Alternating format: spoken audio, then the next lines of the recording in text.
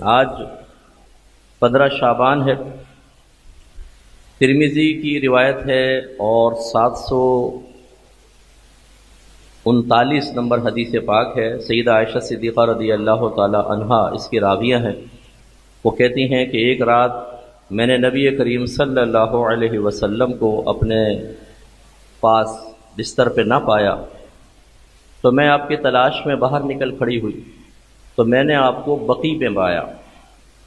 اور یہ واقعہ 15 شعبان کا ہی ہے کہ میں نے آپ کو بقیع میں پایا تو نبی کریم صلی اللہ علیہ وسلم سمجھ گئے کہ میں کیوں پیچھے آئی۔ تو رحمت کونین صلی اللہ علیہ وسلم نے فرمایا کہ عائشہ کیا آپ یہ گمان کرتی ہیں کہ اللہ تعالیٰ اور اس کے رسول آپ کے معاملے میں خیانت سے کام لیں گے؟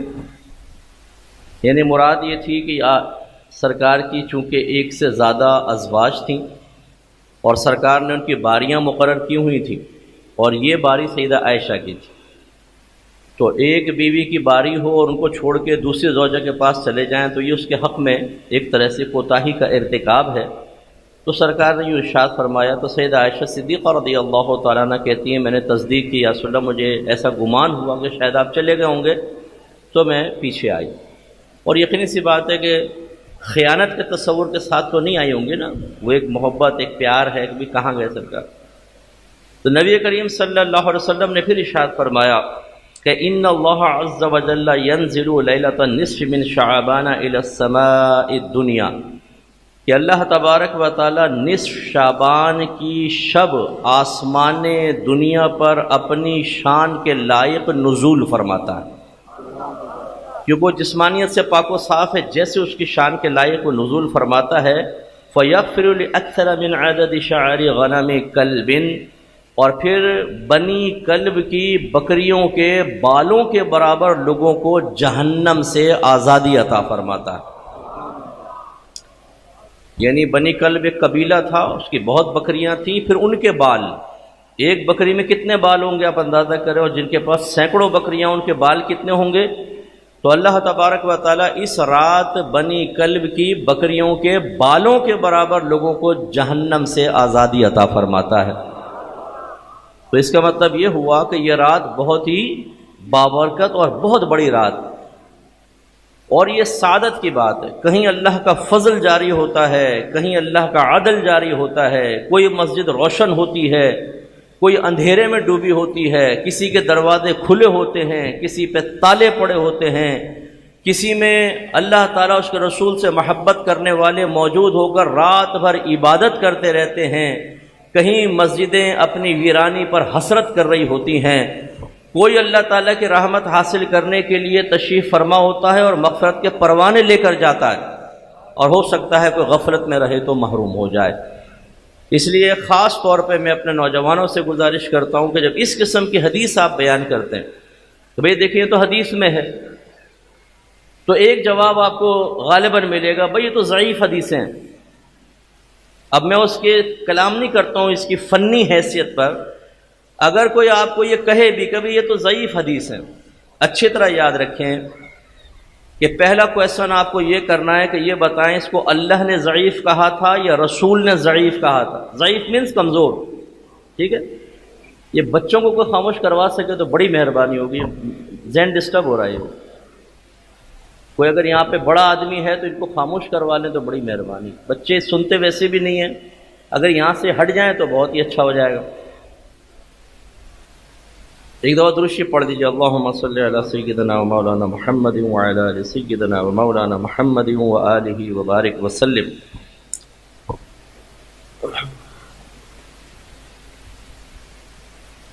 تو جب کوئی آپ سے یہ کہے کہ تو ضعیف حدیث ہے تو آپ ایک کویسچن کریں گے، وہ کویسچن کیا ہے؟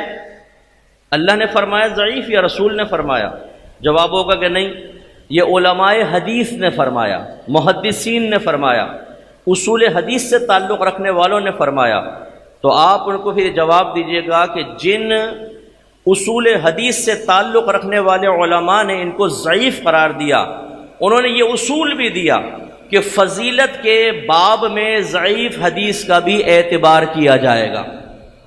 یعنی جب آپ کوئی فضیلت ثابت کرنا چاہیں گے تو اس کے لیے کوئی بہت ہی صحیح اور مضبوط حدیث کی ضرورت نہیں ہوتی، ضعیف حدیث بھی معتبر ہوتی ہے۔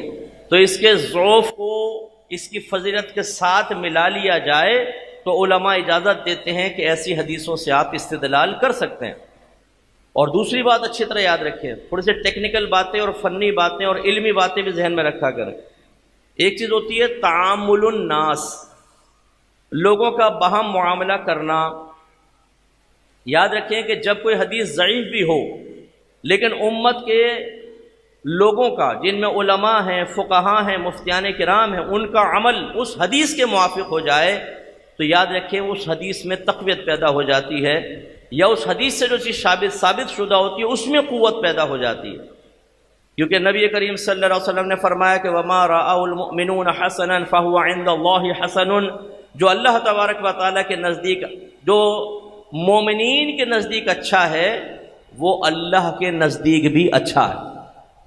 تو لاکھوں مسلمان دنیا میں الحمدللہ اس رات میں عبادات کرتے ہیں۔ اب اگر کوئی آپ سے یہ کہے کہ یہ تو غلط ہے، یہ بدعت ہے، کیا سرکار نے کی، کیا صحابہ کرام نے کی، تو آپ پہلی بات تو کہ بحث نہ کریں، اور اگر آپ کا موڈ ہو تو آپ جواب میں پوچھ سکتے ہیں کہ بھائی یہ مسجدوں کے گنبد مینار بھی تو نہ سرکار کے زمانے میں تھے، نہ سرکار نے حکم دیا، نہ صحابہ کرام کے زمانے میں تھے، نہ صحابہ کرام نے حکم دیا، تم نے اپنی مسجدوں پہ کیوں بنایا؟ یہ پکے دارالعلوم تو سرکار کے زمانے میں تھے ہی نہیں۔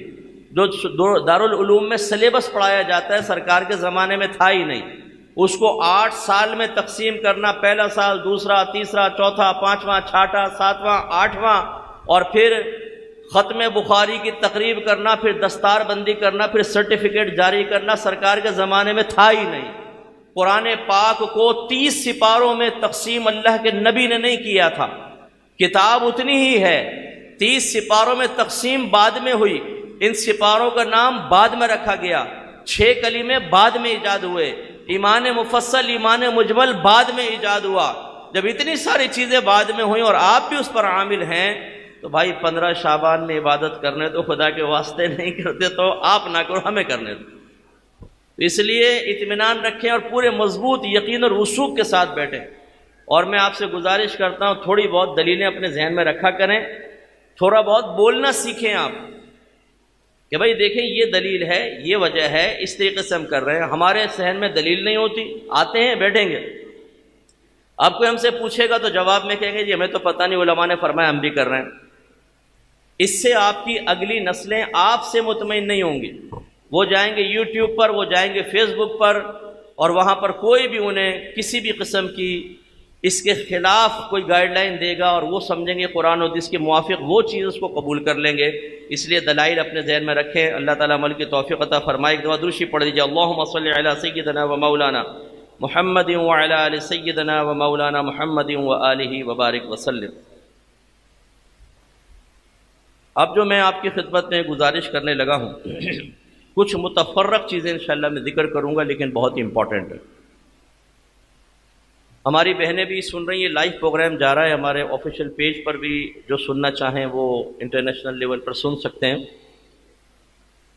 دیکھیں ہمارے ہاں بعض اوقات عبادات کا ذوق ہوتا ہے، عبادات سے مراد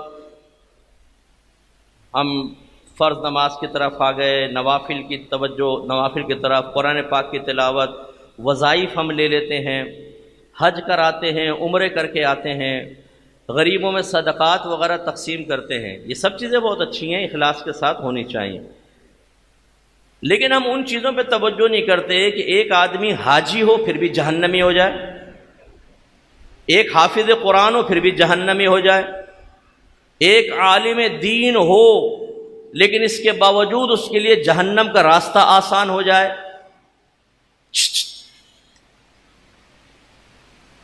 ایک عالم دین ہو اور اس کے لیے جہنم کا راستہ آسان ہو جائے، آپ نے عمرے کیے، حج کیے، لیکن پھر بھی آپ جہنمی ہو جائیں۔ ان چیزوں پہ توجہ کرنی چاہیے کہ نہیں کرنی چاہیے؟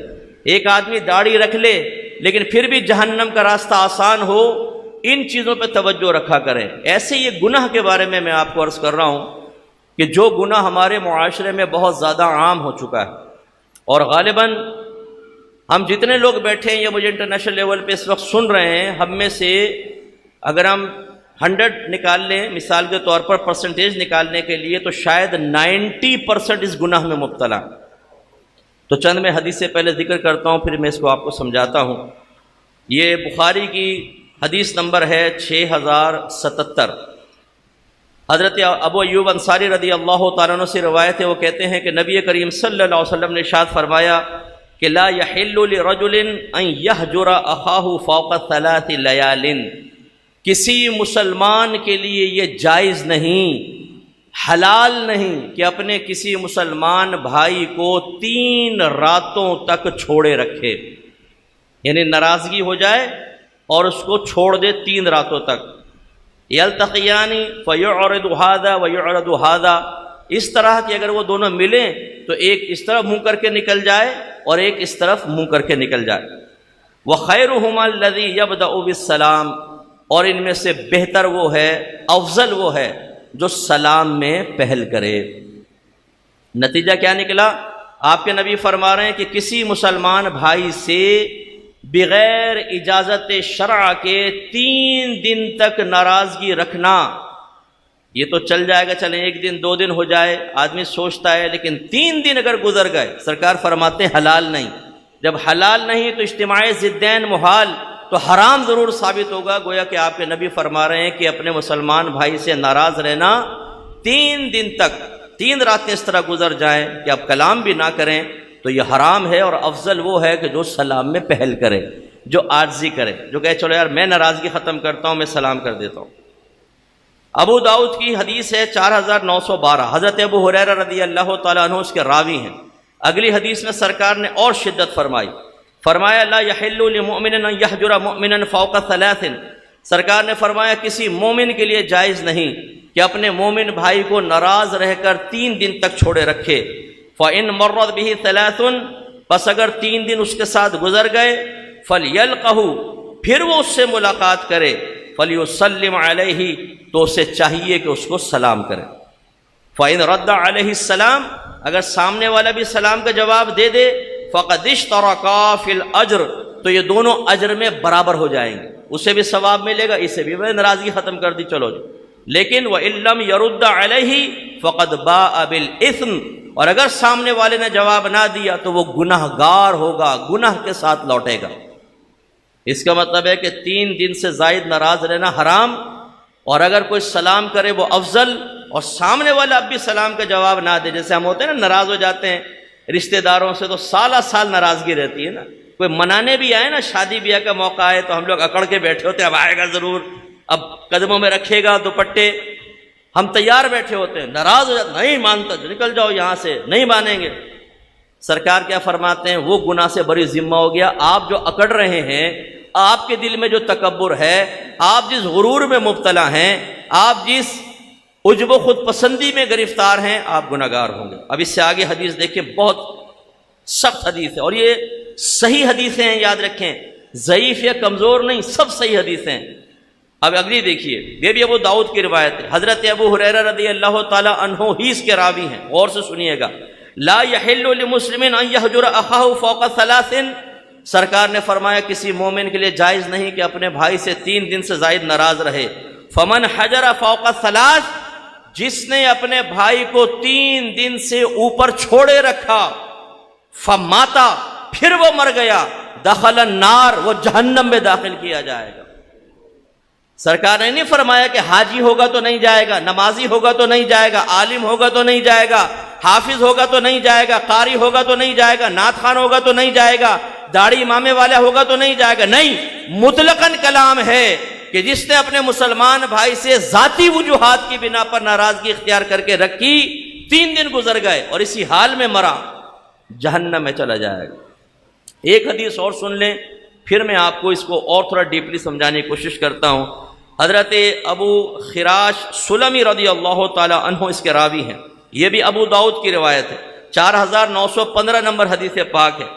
یہ کہتے ہیں کہ میں نے سنا نبی کریم صلی اللہ علیہ وسلم ارشاد فرما رہے تھے، من حجرہ اخاہ سنتن، جس نے اپنے مسلمان بھائی کو 1 سال تک چھوڑے رکھا، کا صف کی دمی ہی، تو یہ ایسا ہے جیسے اس نے اس کو قتل کر دیا، یعنی اتنا بڑا گناہ ہے جیسے قتل کر دیا گیا ہو۔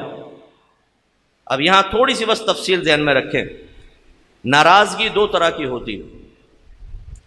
ایک اللہ کے لیے ناراضگی اور ایک ہوتی ہے اپنی ذات کے لیے، نفس کے لیے، دنیا کے لیے ناراضگی۔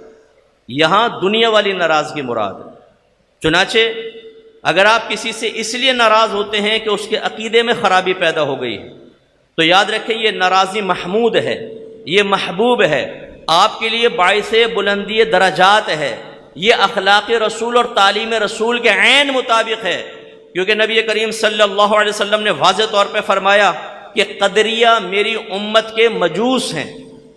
قدریہ وہ لوگ تھے جو تقدیر کے منکر تھے، انکار کرنے والے تھے، اور مجوس کہتے ہیں آتش پرست کو، آگ کی پوجا کرنے والے کو۔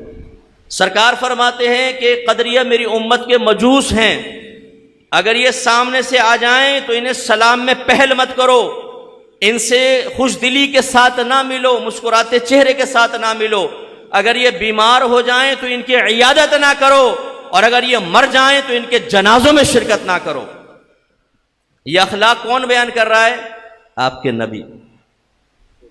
ہمارے یہاں بھی بہت سارے پپو لوگ ہوتے ہیں، بولتے ہیں دیکھو جی ہمیں تو اخلاق سے مظاہرہ کرنا چاہیے نا، اس کا معاملہ اللہ کے ساتھ ہے۔ واہ بھائی واہ، آپ کے نبی کو پتہ نہ چلا، ہمیں پتہ چل گیا۔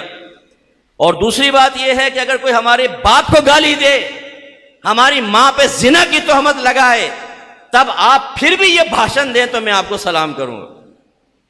کیا آپ کہیں یار میری ماں پہ زنا کا الزام لگا رہا ہے، میرے باپ کو گالی دے رہا ہے؟ کوئی بات نہیں یار، اخلاق ہونا چاہیے نا۔ یہاں تو کوئی ذرا ٹیڑھی نگاہوں سے دیکھ لے تو ہم لوگ منہ توڑ دیا کرتے ہیں، ذرا سا ہمارے مرضی کے خلاف کوئی کلام کر لے، ہمارے ابا کی شان میں گستاخی کر دے تو ہمارے ابا معاذ اللہ عزت میں رسول سے بھی بڑھ جاتے ہیں، صحابہ سے بڑھ جاتے ہیں، اہل بیت اطہار سے بڑھ جاتے ہیں کہ ان کی گستاخی پہ مسکرائیں اور اپنے ماں باپ کی گستاخی پر چراغ پا ہو جائیں، سیخ پا ہو جائیں اور قطع تعلق کر لیں۔ اس پہ توجہ کرنی ہوگی۔ تو پہلی چیز تو یہ کہ آپ قطع تعلق کر سکتے ہیں اس شخص سے جو بد مذہب ہو گیا۔ نمبر دو، جو اعلانیہ گناہ کرنے والا ہو، فاسق معلن کہتے ہیں، اور آپ کو خوف یہ ہو کہ اس کے ساتھ رہوں گا تو میں بھی فسق میں مبتلا ہو جاؤں گا، اس کے لیے اولاً ایسا ہوتا ہے کہ آپ پیار محبت سے سمجھائیں۔ جیسے ہمارے بہت سارے بچے نمازی ہوتے ہیں لیکن بے نمازی بچوں کے ساتھ رہتے ہیں، وہ بد نگاہی نہیں کرتے لیکن ایسے لڑکوں کے ساتھ رہتے ہیں جو آ کر بتاتے ہیں کہ آج ہم نے کون سی فوش ویب سائٹ کا وزٹ کیا، کون سا گندا لٹریچر پڑھا، کس لڑکی کو فیس بک پر دوست ایڈ کیا، اس سے دوستیاں کی۔ اب آپ کہتے ہیں جی ہم تو اس میں انوالو نہیں ہیں، چلو ساتھ بیٹھتے ہیں، دوست ہیں، لیکن خربوزے کو دیکھ کے خربوزہ رنگ پکڑتا، اور آپ اکثر دیکھیں گے کہ آپ کے ساتھ رہ کر کوئی نمازی بن جائے بہت مشکل ہے، لیکن آپ کچھ عرصے بعد بے نمازی ہو جائیں یہ بہت آسان ہے۔ برائی تیزی سے جڑ پکڑتی ہے۔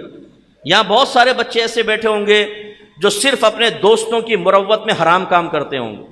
اسی سے اندازہ کر لیں آپ میں سے بہت ساروں نے سگریٹیں صرف دوست کے ساتھ رہ کر پینا سیکھی ہوں گی۔ اگر آپ کو ڈرگز یوز کرتے ہیں تو اپنے دوستوں کی صحبت کی وجہ سے۔ ایسے لوگوں کو ترک کرنا ضروری ہے۔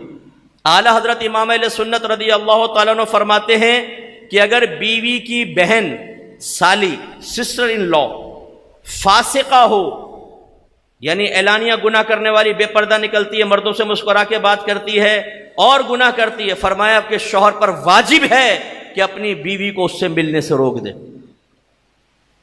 آپ اندازہ کر لیں جب سگی بہن کا یہ معاملہ ہے کہ بیوی کو روک دیں، تو یہ جو محلے کی عورتیں آ جاتی ہیں بے پردہ گھر کے اندر، اور پھر غیبتیں اور چغلیاں اور بعض اتنی فحش قسم کی ہوتی ہیں، خراب قسم کی باتیں کرتی ہیں۔ نبی کریم صلی اللہ علیہ وسلم نے میاں بیوی کے جو باہم تعلق کے معاملات ہیں منع فرمایا کہ کسی کے سامنے ذکر نہ کرو، کیونکہ پردے کی بات ہے، راز کی بات ہوتی ہے۔ لیکن جو اسکول میں، کالجز میں لڑکیاں ساتھ ہوتی ہیں نا، جب ان کی شادیاں ہو جاتی ہیں تو بعض اوقات جب یہ بے تکلف قسم کی ہوتی ہیں بیٹھتی ہیں، سب بتاتی ہیں نا۔ ایسی جو بے وقوف قسم کے لڑکے ہیں کہ اپنے گھر کی عزت کی باتیں آپ جا کر دوستوں کو بتا رہے ہیں، بے وقوفوں، کہ آج میں نے کیا کیا تھا اور کیا ہوا تھا۔ تو ایک جگہ میں نے بیان کیا تو ایک خاتون کا فون آیا تھا، انہوں نے کہا مفتی صاحب جو آپ نے آج بیان کیا نا، ہم ایسا ہی کرتے ہیں، کیونکہ ہم سب خواتین مل کے جب بیٹھتی ہیں تو ہم اسی قسم کی باتیں کر رہی ہوتی ہیں، آج ہمیں پتہ چلا یہ بھی گناہ ہوتا ہے۔ تو اس لیے یاد رکھیں کہ جیسے لوگوں کی صحبت میں آپ بیٹھیں گے ویسا معاملہ ہوگا۔ اس لیے جب سگی بہن کے ساتھ شوہر پہ واجب ہے کہ اپنی زوجہ کو ملنے سے روکے کہ وہ فاسقہ فاجرہ ہے، تو آپ کو نظر رکھنی پڑے گی آپ کے گھر میں کون آتا ہے۔ کون نہیں؟ اور خود آپ کو اپنے پر توجہ کرنی پڑے گی۔ چرسی، موالی، زانی، شرابی، گالیاں بکنے والے، بے نمازی حضرات، اور خاص طور پہ وہ کہ ان کے ساتھ رہ کر آپ کسی گندی اور غلیظ عادت میں مبتلا ہو جائیں، اس سے دور رہنا بالکل جائز، بلکہ بعض صورتوں میں تو واجب ہوتا ہے۔ یہ ان حدیثوں کے تحت نہیں آئے گا۔ تیسری چیز جو ہے وہ باقاعدہ گناہ کی ترغیب دینے والا، جس کو دیکھ کر گناہ یاد آئیں، جس کے ساتھ رہ کر ہم گناہ میں لگ جائیں، اس کے ساتھ منع ہے۔ تو جو گناہ کی ترغیبیں دے رہا اس کے ساتھ کیوں رہتے ہیں آپ؟ ہمارے بعض اوقات فیس بک پر دوستیاں ہوتی ہیں، اب وہ کہہ رہا ہوتا ہے یار یہ لنک لے، ادھر کا ذرا وزٹ تو کر کے دیکھ، ماد اللہ ثم ماد اللہ ایسے الفاظ استعمال کرتے ہیں، تجھے جنت یاد آ جائے گی، حور دیکھ وہاں پہ حور ہے، تو یہ حور کو دیکھنے کے لیے لنگور فوراً چھلاک لگا دیتا ہے نا، دوست نے بھیجا فوراً وہاں پہ۔ اس طرح غلط قسم کی چیزیں آپ کو پرووائڈ کرنا، یا سگریٹ پی تو صحیح نہ پی، پھر چرس، پھر ہیروئن اور غلط قسم کی چیزیں، لڑکیوں کے فوٹو، غلط قسم کے لٹریچر، یہ اسٹوری پڑھ کر دیکھ جن میں ماں سے زنا، بیٹی سے زنا، بہن سے زنا، پھپھی سے زنا، ساس اور داماد کے ریلیشن، سسر اور بہو کے ریلیشن، ان کے اوپر باقاعدہ ترغیبات ہوتی ہیں۔ آپ بھی بہت سارے ایسے ہوں گے کہ ان چیزوں پر مطلع ہیں۔ ہمیں تو ایسے ایسے کیسز آتے ہیں، سگے باپ نے بیٹی کے ساتھ زنا کیا، سگے باپ نے، سگے بھائی نے بہن کے ساتھ زنا کیا۔ یہ ایسے تو نہیں آدمی سے اسٹیج تک پہنچ جاتا، اتنی بغیرتی کی انتہا تک ایک دم تو نہیں چھلانگیں لگا لیتا، یہ آہستہ آہستہ ہوتا ہے، یہ باقاعدہ ترغیبیں حاصل کرنے سے ہوتا ہے۔ تو آپ میرے بچوں، میری گزارش ہے، میری بہنیں جو مجھے پردے میں رہ کر سن رہی ہیں، میری آپ سے گزارش ہے، کوئی بھی ایسی عورت، خواتین سے عرض کر رہا ہوں، اور آپ سے کوئی بھی ایسا شخص جو آپ کو غلط کام پر ابھارے، یار یہ کر لو، آ جائے ادھر، یہ دیکھ، اور جب آپ شرمائیں تو آپ کو کہے یار تو عورت تو نہیں ہے، یار تو بہت ہی شرماتا ہے، لڑکیوں کی طرح شرماتا ہے یار، جہاں ہمارے ساتھ تیرا کام نہیں ہے۔ آپ بولے ہاں بھائی میں لڑکی بہتر، میں تم مجھے لڑکی کہتے رہو، میں جنت کا راستہ طے کر لوں، تم سے 1000 گنا بہتر، تم اپنی مردانگی کے ساتھ جہنم میں چلے جاؤ، تم مجھ سے بدتر ہی رہو گے۔ اس لیے بیٹا اپنے آپ کو سنبھالیں، ایسے لوگوں سے بالکل دور رہیں۔ حتیٰ کہ میں دینی طالب علموں سے بھی کہوں گا، میں جانتا ہوں بعض جگہوں کے ماحول کیسے ہیں، ادارے کا ماحول بہت اچھا ہوتا ہے، ایک انٹرنل ماحول ہوتا ہے جو طلباء نے آپس میں بنایا ہوتا ہے، گندی باتوں کا ماحول، ٹک ٹاک پہ ٹھمکے دیکھنے کا ماحول، فلموں کی باتیں، ڈراموں کی باتیں، غلط قسم کی باتیں۔ میں 30 سال ہو گئے تبلیغ کرتے ہوئے، ایسے طلباء کو میں جانتا ہوں جو اس طرح کی گندی حرکات میں انوالو ہوتے ہیں، حتیٰ کہ نماز تک نہیں پڑھتے، وہ اپنے گروپ میں دوسرے اسٹوڈنٹ کو شامل کرنے کے لیے ان کو ترغیبیں دے کے اپنے ساتھ ملاتے ہیں۔ آپ سوچئے کہ جب اس قسم کا لڑکا اس قسم کی فوش حرکتوں میں ملوث رہ کر ایک عالم دین بنے گا، ایک ڈگری لے گا، تو وہ قوم کا بیڑا غرق کرے گا یا قوم کو تباہی کی طرف لے کر جائے گا۔ اس لیے اگر کوئی دینی طالب علم مجھے اس قسم کا سن رہا ہے، وہ بھی خدا کا خوف کرے۔ اللہ نے تمہیں اتنے لوگوں میں سے اٹھا کر منتخب کر کے علم دین سیکھنے کی طرف تمہیں لگایا۔ حفاظ غور کریں، حافظ صاحب رمضان آتا ہے داڑھی بڑھ جاتی ہے، نماز پڑھانا شروع ہو گیا صاحب مصلی میں، جیسی 27ویں آئی غائب، پہنچا ہوا ہے وہاں پہ مارکیٹوں کے اندر بہنوں کی زیارت کرنے کے لیے۔ وہ بھائی مولوی یہ تم نے کیا ڈرامہ بنا رکھا ہے؟ یہ زیادہ لوگوں کو گناہوں پہ دلیر کرنے والے ہیں کہ وقت پر جب لفافہ لینا ہو تو مسجد میں آ جاؤ، داڑیاں بڑھا کر لفافے لو، اور لفافہ لینے کے بعد 27ویں کو کہو کہ اب میں مومن سے دوبارہ، کافر تو نہیں کہوں گا لیکن فسق کی طرف میں بڑھ گیا ہوں، جو مومنانہ صفات تھیں، اور وہ ادھر چلے جاتا ہے۔ تو خلاصہ کلام یہ ہے کہ ان کو بھی توجہ کرنی چاہیے، ایسے لوگوں سے بھی دور رہیں جو ترغیبیں دیتے ہوں۔ میری بچیوں خاص طور پہ آپ توجہ فرمائیں، اگر میری بچیاں سن رہی ہیں یا بعد میں ریکارڈنگ سنیں گی، تو ایسی لڑکیوں سے دور رہیں جو لڑکوں کی باتیں کریں، جو جذبات کو ابھاریں۔ ہمیں ایسے ایسے کیسز ملے ہیں، بچیاں شریف ہیں، برقع پہنتی ہیں، نقاب کرتی ہیں، لیکن اسکول جا رہی ہیں، کالج جا رہی ہیں، یونیورسٹی جا رہی ہیں، ماں باپ قسمیں کھاتے ہیں کہ ہماری بچی شریف بچی ہے، کسی برائی میں نہیں، بالکل ہم مانتے ہیں، لیکن یہ کس سے دوستیاں کر رہی ہے اس پہ توجہ رکھیں۔ کئی برقعے والی لڑکیاں اپنے گھروں سے فرار ہو گئیں، لڑکوں سے دوستی کر لیں، رات کے 2:30 بجے جب ماں باپ سو گئے تو وہ موبائل لے کر چیٹ شروع کر دیتی ہیں اور بیلنس بھی لڑکوں سے ڈلواتی ہیں. یہ کیوں ایسا ہو گیا؟ اس لیے کہ انہوں نے صحبت گندی رکھی، ایسی لڑکیوں سے دوستی رکھی جنہوں نے ترغیبیں دی کہ گناہ کرو اور یہ کرو وہ کرو. ایسے لوگوں سے دور رہنا واجب ہے. تو یہ تھوڑی چیزیں ہیں کہ آپ قطع تعلق کر سکتے ہیں، وہ حدیث میں نہیں. اب آ جائیں ذرا اس طرف جو ہم کر رہے ہیں اور اس حدیث کے تحت آتے ہیں. اگر ناراض نہ ہو تو سب سے پہلے میں اہل علم سے ہی ابتدا کرنا چاہوں گا. بعض اوقات اہل علم آپ کو لیکن احتساب کی اجازت نہیں ہے، یہ عوام کو نہیں ہے. ہم خواص سے ہم نشاندہی اس لیے کرتے ہیں کہ ہو سکتا ہے کوئی نیا نوجوان عالم بنا، اس کو سوچنا چاہیے اس چیز کے اوپر کہ بعض اوقات ہماری ناراضگیاں بھی صرف نفس کی خاطر ہوتی ہیں، اللہ کے لیے نہیں ہوتی. ہم نے گروپنگ بنائی ہوتی ہے، تیرا پوسٹر میں بیچ میں نام کیوں آ گیا اور میرا سائیڈ میں کیوں آیا؟ ناراض ہو گئے صاحب. بھائی کوئی ناراضگی کی وجہ، میں گیا تھا مجھے کرسی پہ نہیں بٹھایا، نیچے بٹھا دیا اسٹیج کے اوپر، اس پہ ناراضگیاں یعنی ذاتی وجوہات کی بنا پر. اور اتنے شدید ناراض ہو جاتے ہیں کہ پھر ہاتھ تک ملانا پسند نہیں کرتے ہیں. ایک سامنے سے آ رہا ہے، یہاں سے آ رہا ہے، یوں منہ پھیر لیا، وہی جو حدیث میں ہے. تو میں ایسے جو بے عمل اہل علم ہیں ان کی خدمت میں دائرہ ادب میں رہ کے گزارش کرتا ہوں، کیا یہ حدیثیں صرف عوام کو سنانے کے لیے ہیں؟ کیا یہ ہمارے احتساب کے لیے نہیں ہے؟ کیا نبی کریم صلی اللہ علیہ وسلم نے اہل علم کا استثناء کر دیا تھا کہ تم تو بخشے بخشائے ہو، تم جنت میں جاؤ گے؟ یہ ساری خوف والی باتیں عوام الناس کے لیے، ان کو ڈراؤ دھمکاؤ جہنم تک پہنچاؤ؟ نہیں. سب سے پہلے اہل علم اس کے مخاطب ہیں، ہم ہیں اس کے مخاطب. ہمیں اس پہ عمل کرنا ہوگا، ہمیں اپنی ناراضگیاں ختم کرنی ہوں گی، ہمیں اپنے ذاتی ناراضگیوں کو ختم کر کے لوگوں کے سامنے اتحاد اور مضبوط ہو کر پیار محبت کے ساتھ ایک وحدانیت ظاہر کرنی ہوگی. تو ہماری عوام یہ کہے گی کہ ہم علماء کو دیکھتے ہیں کہ لڑتے نہیں ہیں، پیار محبت سے رہتے ہیں. آج ہم گروپنگ میں تقسیم ہو گئے، یہ فلاں کا گروپ، یہ فلاں کا گروپ، یہ فلاں کا گروپ. میں نے آپ سے پہلے گزارش کی عوام سے، آپ احتساب نہ کریں، ہو سکتا ہے ان کا اختلاف علمی اختلاف ہو، لیکن اہل علم کو اپنا احتساب خود کرنا چاہیے.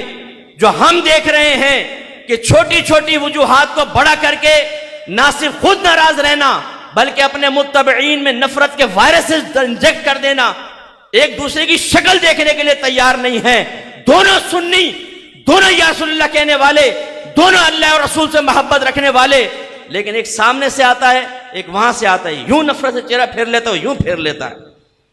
ایک دوسرے کے اکابر کو ماں بہن کی گالیاں بکتا ہے، وہ اس کے بڑوں کو ماں بہن کی گالیاں بک کر مظاہرہ کر رہے ہوتے ہیں کہ ہم ہیں تو نبی کریم سے محبت کرنے والے، لیکن اپنے نبی کے فرمان پر عمل نہیں کریں گے. تباہ ہو گئی ہماری سنیت ان مصیبتوں کی وجہ سے. حالانکہ آپ کے نبی نے ارشاد فرمایا کہ یہ حدیثیں علماء نہیں سنتے، اہل علم نہیں سنتے. آپ کے نبی نے فرمایا کہ تمام مومن ایک جسم کی مانند ہیں. تمام مومن ایک جسم کی مانند ہیں کہ اگر جسم کے کسی ایک عضو میں تکلیف ہو، درد ہو، تو پورا جسم درد محسوس کرتا ہے. ہمارے یہاں ایک گروپ پہ مصیبت آتی ہے نا، دوسرا ہنس رہا ہوتا ہے پھنس گئے، اچھا ہوا اچھا ہوا. پھر کچھ عرصے بعد مکافات عمل ہوتا ہے، وہ بچ جاتا ہے، دوسرا مصیبت میں پھنس جاتا ہے، پھر وہ جشن منا رہا ہوتا ہے نا، گلاب جامنے بانٹ رہا ہوتا ہے. اب آئے نا، پھنس گئے. ارے یار یہ تو افسوس کا مقام ہے، دکھ کا مقام ہے. ہمارے بھائی پر، سنی بھائی پر، مسلمان بھائی پر مصیبت نازل ہوئی ہے، نہ کہ خوشی منانا. اور پھر ہم اپنے متبعین کو لگا دیتے ہیں. ہم نے گروپ بنائے ہوتے ہیں، کوئی سوشل میڈیا پہ گروپ ہے، اس کا کام ہوتا ہے وہ عزتیں تباہ کر دو. مساجد کے اندر گروپنگ، ہر جگہ گروپنگ، یہ نہیں ہونا چاہیے. یہ تیرا آستانہ، یہ میرا آستانہ، یہ تیری تنظیم، یہ میری تنظیم، یہ تیرا پیر، یہ میرا پیر. ارے بھائی، آپ کے پیر صاحب بعمل ہے، میرے سر کے تاج ہونے چاہیے. آپ کا مرکز عقیدت بعمل اچھا ہے، مجھے بھی انہیں مرکز عقیدت بنانا چاہیے اگر وہ سنی ہیں تو. یہ پیار محبت کا ماحول ضروری ہے. ویسے ہی آپ کے نبی نے ارشاد فرمایا کہ تمام مسلمان آپس میں ایک عمارت کی مانند ہے جس کی ایک اینٹ دوسری اینٹ کو مضبوط کرتی ہے نا. آپ ایک پلر کو کمزور کر دیں، عمارت گرے گی نہیں گرے گی. یہ تمام چیزیں مل کر عمارت کا بوجھ اٹھاتی ہیں. سرکار نے فرمایا مل کر رہو، پیار سے رہو، اس سے تم مضبوط رہو گے. لیکن غور کیجئے، جتنی لیگ پولنگ میں نے اپنے اہل سنت میں دیکھی کہیں نہیں دیکھی. ٹانگیں کھینچو ایک دوسرے کی، یعنی ایسے میں نے دیکھا ہے کہ اگر آپ کا آستانہ ہے تو اس پہ آپ دوسرے پیر کا نام نہیں لے سکتے. اگر آپ نام لیں گے آپ مجرم ہوں گے، آپ کو نکال دیا جائے گا اس تنظیم سے، نکال دیا جائے گا آستانے سے، نکال دیا جائے گا ادارے سے کہ آپ نے فلاں سنی کا نام کیوں لیا. جو قوم اس پستی کے اندر چلی جائے کہ آپس میں اتنی نفرت ہو کہ وہ ایک دوسرے کی شکل دیکھنا پسند نہ کریں، بتائیے وہ کبھی مضبوط ہو کے کسی کا مقابلہ کر سکیں گے؟ ہم نے خود اپنے آپ کو کمزور کیا. ہم کہتے ہیں جی ہم تو سواد اعظم ہیں. سواد اعظم کا مطلب بڑی جماعت. اور کیوں کہتے ہیں اتبعوا سواد الاعظم ومن شذ شذ فی النار؟ آپ کے نبی فرماتے ہیں کہ ہمیشہ بڑی جماعت کی پیروی کرو. جو بڑی جماعت کے سے علیحدہ ہوا وہ جہنم میں علیحدہ کیا جائے گا. یعنی بڑی جماعت کے ساتھ رہو. ہم اسی میں پھول رہے ہیں، ہم میجورٹی میں رہنے کے باوجود آپ کی طاقت کا عالم دیکھ لیں. اسلامک بینکنگ آپ کے ہاتھ میں نہیں، اتحاد آپ کے پاس نہیں، سیاست میں طاقت آپ کے پاس نہیں، ادارے آپ کے کمزور ہوتے چلے جا رہے ہیں. ہمارا اربوں خربوں سرمایہ نعت خوانوں، قاریوں اور اس قسم کی ایکٹیویٹیز میں لگ رہا ہے. نعت خوانی کو میں برا نہیں کہتا ہوں، لیکن ہمارے اداروں میں بعض اوقات ایک ٹیچر کو دینے کے لیے تنخواہ کے پیسے نہیں ہیں اور ایک سیٹ لاکھوں روپے، لاکھ سوا لاکھ روپے ایسے اڑا دیتا ہے. تو پھر کیسے چلے گا انتظام؟ کیسے چلے گے معاملات؟ ہم کس خوش فہمی میں ہیں؟ ہمارے نوجوان تباہ ہو گئے، برائیوں میں لگ گئے. نعت خوانیاں 11ویں 12ویں کرنے کے بعد انہوں نے اپنا احتساب چھوڑ دیا. آپ پوچھیں نعت خوانیوں میں شرکت کرنے والے بچوں سے، 11ویں اور 12ویں میں شرکت کرنے والے بچوں سے، نماز پڑھتے ہو؟ نہیں جی، نماز نہیں پڑھتے. 11ویں کبھی چھوڑتے نہیں ہیں، نماز نہیں پڑھتے، نعت خوانی کبھی چھوڑتے نہیں ہیں. مشہور نعت خوان آ جائے تو میلوں تک موٹر سائیکل چلا کے پہنچ جاتے ہیں. چلو ٹھیک ہے، تمہارا وہ جذبہ سر آنکھوں پہ، آپ نعت کے لیے جا رہے ہیں. بھائی نماز تو فرض ہے، جماعت تو واجب ہے، لیکن نہیں. تو یہ خوش فہمی کی دنیا سے باہر نکلے، ہم تباہ ہو رہے ہیں. دوسرا، ذرا ساس اور بہو اگر سن رہی ہیں اور آپ کے گھر میں ایسا ہو رہا ہے تو جا کے حدیثیں سنائیں. کچھ عرصہ تو نئے جب ہوتی ہے نا تو بہو ارے بیٹی رہنے دو میں کرتی ہوں کام اور یہ اور وہ، اور کچھ عرصے بعد پھر جو سلطان رائے اور مصطفیٰ قریشی اٹھاتے ہیں گنڈا سے اور جو جڑتا کھڑاک شروع ہوتا ہے گھر کے اندر، توبہ توبہ. یعنی حوا کی بیٹیوں نے اتنا مسائل کر رکھے ہیں گھر میں کہ آدم کا بیٹا داخل ہوتا ہے تو ایک میدان جنگ روزانہ تیار ہے. اور پھر یہ ساس بہو آپس میں باتیں نہیں کرتی. ساس بھی مومن، بہو بھی مومن. اور میرے آقا نے مومن کے بارے میں فرمایا یہ ساسیں ڈرتی نہیں ہیں، یہ بہویں ڈرتی نہیں ہیں. اور آپ جیسے گھر کے سرپرست جو بیٹھ کے تماشا دیکھ رہے ہیں، لڑائی جھگڑا کے ناراض ہیں، ان کو سمجھائیے کہ بھائی 3 دن سے اوپر ہو گئے، حرام ہے آپ کا ناراض رہنا. اسی حالت میں مر گئی امی، آپ نے چاہے لاکھ عمریں حج کیے ہوں. آپ کے نبی فرماتے فماتا دخل النار، جو اسی حالت میں مر گیا جہنم میں داخل کیا جائے گا. چھوڑ دیں ناراضگی، ختم کر دیں. ایسے جو یہاں ایسے بیٹھے ہوں جن کی بیویوں سے ناراضگی چل رہی ہے، بعد وقت پھڈا ہو جاتا ہے گھر میں تو بیوی اپنا پھر وہ بچوں سے کہتی ہے ان سے کہو ناشتہ کر لیں، ادھر کو نکل گئے. وہ کچن میں آگے گا ان سے بولو کپڑے استری کر دیں. بھائی خود بول لو نا جا کر. آپ میں افضل وہ ہے جو سلام میں پہل کرے، نبی کریم نے فرمایا. دیکھو اگر معاذ اللہ کرنا نہیں چاہیے اس نیت کے ساتھ، لیکن اگر سامنے والا دشمن ہے تو بھائی اپنے آپ کو بچاؤ، اس کو پھنساؤ. اور اس کا طریقہ سرکار نے کیا بیان فرمایا؟ پھنسانے کا نہیں لیکن راہ نجات کا یہ بیان فرمایا، سلام میں پہل کر لو. آپ سلام میں پہل کر لیں، بیوی ناراض ہوگی تو وہ گناہ گار ہوگی، یا بیوی پہل کر لے شوہر ناراض گناہ گار ہوگا. لیکن ہونا تو یہ چاہیے حدیث بیان کریں دونوں اور کہیں کہ ہم 3 دن سے زیادہ اپنی ناراضگی نہیں رکھیں گے ورنہ ہم دونوں گناہ گار ہوں گے. اور یہاں تو بعض اوقات ہوتا ہے بیوی کو میکے چھوڑ کے چلا گیا ہے، سال ہا سال ناراضگیاں چلتی رہتی ہیں. آپ کے نبی نے فرمایا 1 سال تک چھوڑا رکھا تو یہ ایسا ہے جیسے اپنے مسلمان بھائی کو قتل کر دیا، اتنا بڑا گناہ. یہی میں نے آپ کو شروع میں تمہید میں سمجھایا. آپ نماز پڑھنے میں لگے ہوئے ہیں، آپ نوافل پڑھنے میں لگے ہوئے ہیں، آپ غریبوں کو کھانا کھلانے میں لگے ہوئے ہیں، آپ نے ہینڈ پمپ لگا دیا، لوگ پانی پی رہے ہیں. بھائی یہ اچھی چیزیں ہیں، لیکن یہاں تو دیکھیں اگر آپ ناراض رہ کر مر گئے، آپ کا پانی پلانا آپ کو جہنم سے نہیں روک سکتا اس حدیث کے مطابق. اگر اس کے ظاہر کو لے لیں، باقی اللہ کی مرضی، اللہ تعالیٰ ہو سکتا ہے کہ کرم فرما دے، لیکن ہم تو ظاہر کو دیکھیں گے نا. یہ تو نبی کریم نے فرمایا جو ناراض رہ کے مر گیا جہنم میں جائے گا.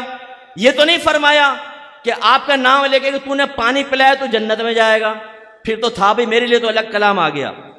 تو میں پانی پلاؤں، میں غریبوں کے ساتھ اچھا معاملہ کروں، حسن ظن قائم کر سکتا ہوں، شاید میں جنت میں چلے جاؤں. حسن ظن ہے، قطعی چیز نہیں ہے، شورٹی کے ساتھ نہیں. لیکن آپ کے نبی نے 100% شورٹی کے ساتھ بیان فرمایا کہ جو ناراض رہ کے مر گیا وہ گیا. اس لیے ناراضگیاں ختم کریں فوراً سے پیشتر. ایسی بعض محلے والے ہوتے ہیں، دیگر رشتہ دار، دوست، دنیاوی وجوہات کی بنا پہ ناراض. چھوٹی چھوٹی بات، ہم نے رشتہ بھیجا تھا نہیں مانے، ہم آئندہ نہیں ملیں گے. سال ہر سال نہیں ملتے. آپ کو پتہ ہے کتنے بڑے گناہ کبیرہ آپ کے نام اعمال میں لکھے جا رہے ہیں. یہ اصول بھی یاد رکھیے گا کہ نبی کریم صلی اللہ علیہ وسلم جب کسی گناہ کے بارے میں جہنم کی وعید بیان فرما دیں، آخرت کا عذاب، تو وہ گناہ کبیرہ ہوتا ہے. اور گناہ کبیرہ اگر توبہ نہ کرے آدمی مر جائے تو یہ عذابات قبر کا بھی سبب بنتا ہے، میدان محشر میں ذلت کا سبب، اور پھر سرکار نے فرمایا جہنم کا سبب. تو آج کے اس محفل کی برکت سے آپ آج جائیں اور غور کریں کس کس سے آپ ناراض ہیں، لسٹ بنائیں. پھر وجہ ناراضگی دیکھیں کیا ہے. اگر آپ سمجھتے ہیں ذات ہے، معمولی وجوہات ہیں، یا آپ کو ظاہر ہو کہ پتہ ہی نہیں کیوں ناراض ہوں، یہ بھی ہوگا، پتہ نہیں کیوں ناراض ہوں. اس کی مثال کیا ہے؟ جی وہ پیر صاحب نے کہا تھا فلاں سے نہیں ملو، لیکن کیوں نہیں ملو اور کیوں کہا یہ معلوم ہی نہیں. بھائی معلوم کریں، دائرہ میں رہ کے حضور مجھے وجہ بتا دیں تاکہ میں اس کو بنیاد بنا کر اپنی ناراضگی کو اللہ تعالیٰ کی رضا کے مطابق ڈھال لوں تو مجھے ثواب ملے گا. نہیں بس تم ناراض ہو. بعض اوقات ماں باپ کہتے ہیں خبردار جو فلاں سے ملا، ماں کہتی ہے دودھ نہیں بخشوں گی. ابا کے پاس دودھ نہیں ہے، وہ کہتے ہیں میں ناراض رہوں گا. او بھائی پوچھو تو صحیح کہ کیوں آپ ناراض ہیں فلاں سے، کیوں اپنے بچوں کو گناہ کبیرہ میں مبتلا کر رہے ہیں، ہمیں بتائیے تو صحیح. دائرہ میں رہ کے پوچھیں امی آپ خالہ سے کیوں ناراض ہیں، پھوپھی سے کیوں ناراض ہیں، کوئی وجہ تو بتائیں. ہم کنٹینیو رکھیں گے وجہ، اگر معقول ہوگی بتائیں تو صحیح. میں آپ سب سے کویشچن کرتا ہوں، دیانتداری سے بتائیے، کیا آپ یہ چاہیں گے کہ آپ کی نگاہوں کے سامنے آپ کی والدہ جہنم میں ڈالی جائے، ان کی ٹانگیں کانپ رہی ہوں، رنگ فق ہو، پسینے پسینے ہو رہی ہوں، جب فرشتے ان کو گھسیٹ رہے ہوں تو وہ آپ کی طرف حسرت سے دیکھ کر یہ کہہ رہی ہوں کہ بیٹا مجھے بچا، لیکن آپ نہ بچا سکے اور آپ کی ماں کو جہنم میں ڈال دیا جائے، اسی طرح آپ کے والد کو جہنم میں ڈال دیا جائے، آپ چاہیں گے؟ تو پھر یاد رکھیے آپ کو اس پر بھی ایک احتسابانہ نگاہ ڈالنی ہوگی کہ میرے ماں باپ کی ناراضگی کیوں ہے، انہیں بھی تو جہنم سے ہٹانا ہے. بھائی میرے والدین فوت ہو گئے، والدہ سے میں کافی کلوز تھا، کبھی کوئی ایسی بات سامنے آتی، ہمارا فرض ہے نا. اگر فرض کر لیں والدہ کسی جگہ پر اپنے علم کی کمی کی بنا پر، کیونکہ گھر والے ایسے ہی ہوتے ہیں ہمارے بڑے بیچارے، سب کو تو شعور حاصل نہیں ہوتا، تو پھر ہمارا کام ہوتا ہے سمجھانا. تو ہم سمجھایا کرتے تھے کتنی چیزوں پہ، پھر امی نے کہا بھی میں توبہ کرتی ہوں، مجھے نہیں پتا تھا. ٹھیک ہے، یہ ہمارا فرض ہے بیٹا. آپ لوگوں نے جو یہ بات سیکھ لی، آج اپنی پہلے ناراضگی ختم کریں، اس کے بعد اپنے گھر والوں کو بھی احتساب کی نگاہ ڈالیں. آپ کی زوجہ نے آ کر کہا میں نہیں ملتی ہوں اپنے ماموں سے بالکل، وجہ پوچھیں کیوں نہیں ملتی ہو، کیا بات ہوئی تھی؟ بھئی ہمارے ماموں نے نا بھری محفل کے اندر ہماری امی کو کچھ کہہ دیا تھا. اچھا کیا کہہ دیا تھا؟ معمولی سی بات. اپنی بیوی کو بچائیں جہنم سے، اسے بتائیں یہ تیری ناراضگی اللہ کے لیے نہیں ہے. تمہارے نبی نے، آج ہم نے بیان سنا ہے، تمہارے نبی نے فرمایا 3 دن سے زائد ناراض رہو گی اور اسی طرح مر جاؤ گی تو سیدھی جہنم میں جاؤ. اب کتنا شوق ہے میں جا رہا ہوں عمرے پر، رمضان میں عمرہ کرنے جا رہا ہوں، جی ہم حج پر جا رہے ہیں. بھائی جاؤ ذرا اپنا احتساب تو کر لو. آپ کسی سے ناراض ہیں تو پھر اس کو راضی کر لیں، پیار محبت سے اس کو ختم کریں، ناراضگی پہل کر لیں، عاجزی کریں. وہ نہیں مانتا پھر اس کے اوپر وبال ہے. آج کی اس محفل کی برکت سے مجھے اللہ کی رحمت سے امید ہے کہ انشاءاللہ آپ اس پر عمل کرنے کی کوشش کریں گے. اگلی حدیث کی طرف آتے ہیں. بخاری کی حدیث ہے نمبر 10. آپ نے بارہا سنی ہے لیکن ہم ذرا اس پر اپنا احتساب کر کے اور پھر توجہ کریں گے. حضرت عبداللہ بن عمر رضی اللہ تعالی عنہما اس کے راوی ہیں کہ نبی کریم صلی اللہ علیہ وسلم نے ارشاد فرمایا المسلم من سلم المسلمون من لسانہ و یدہ.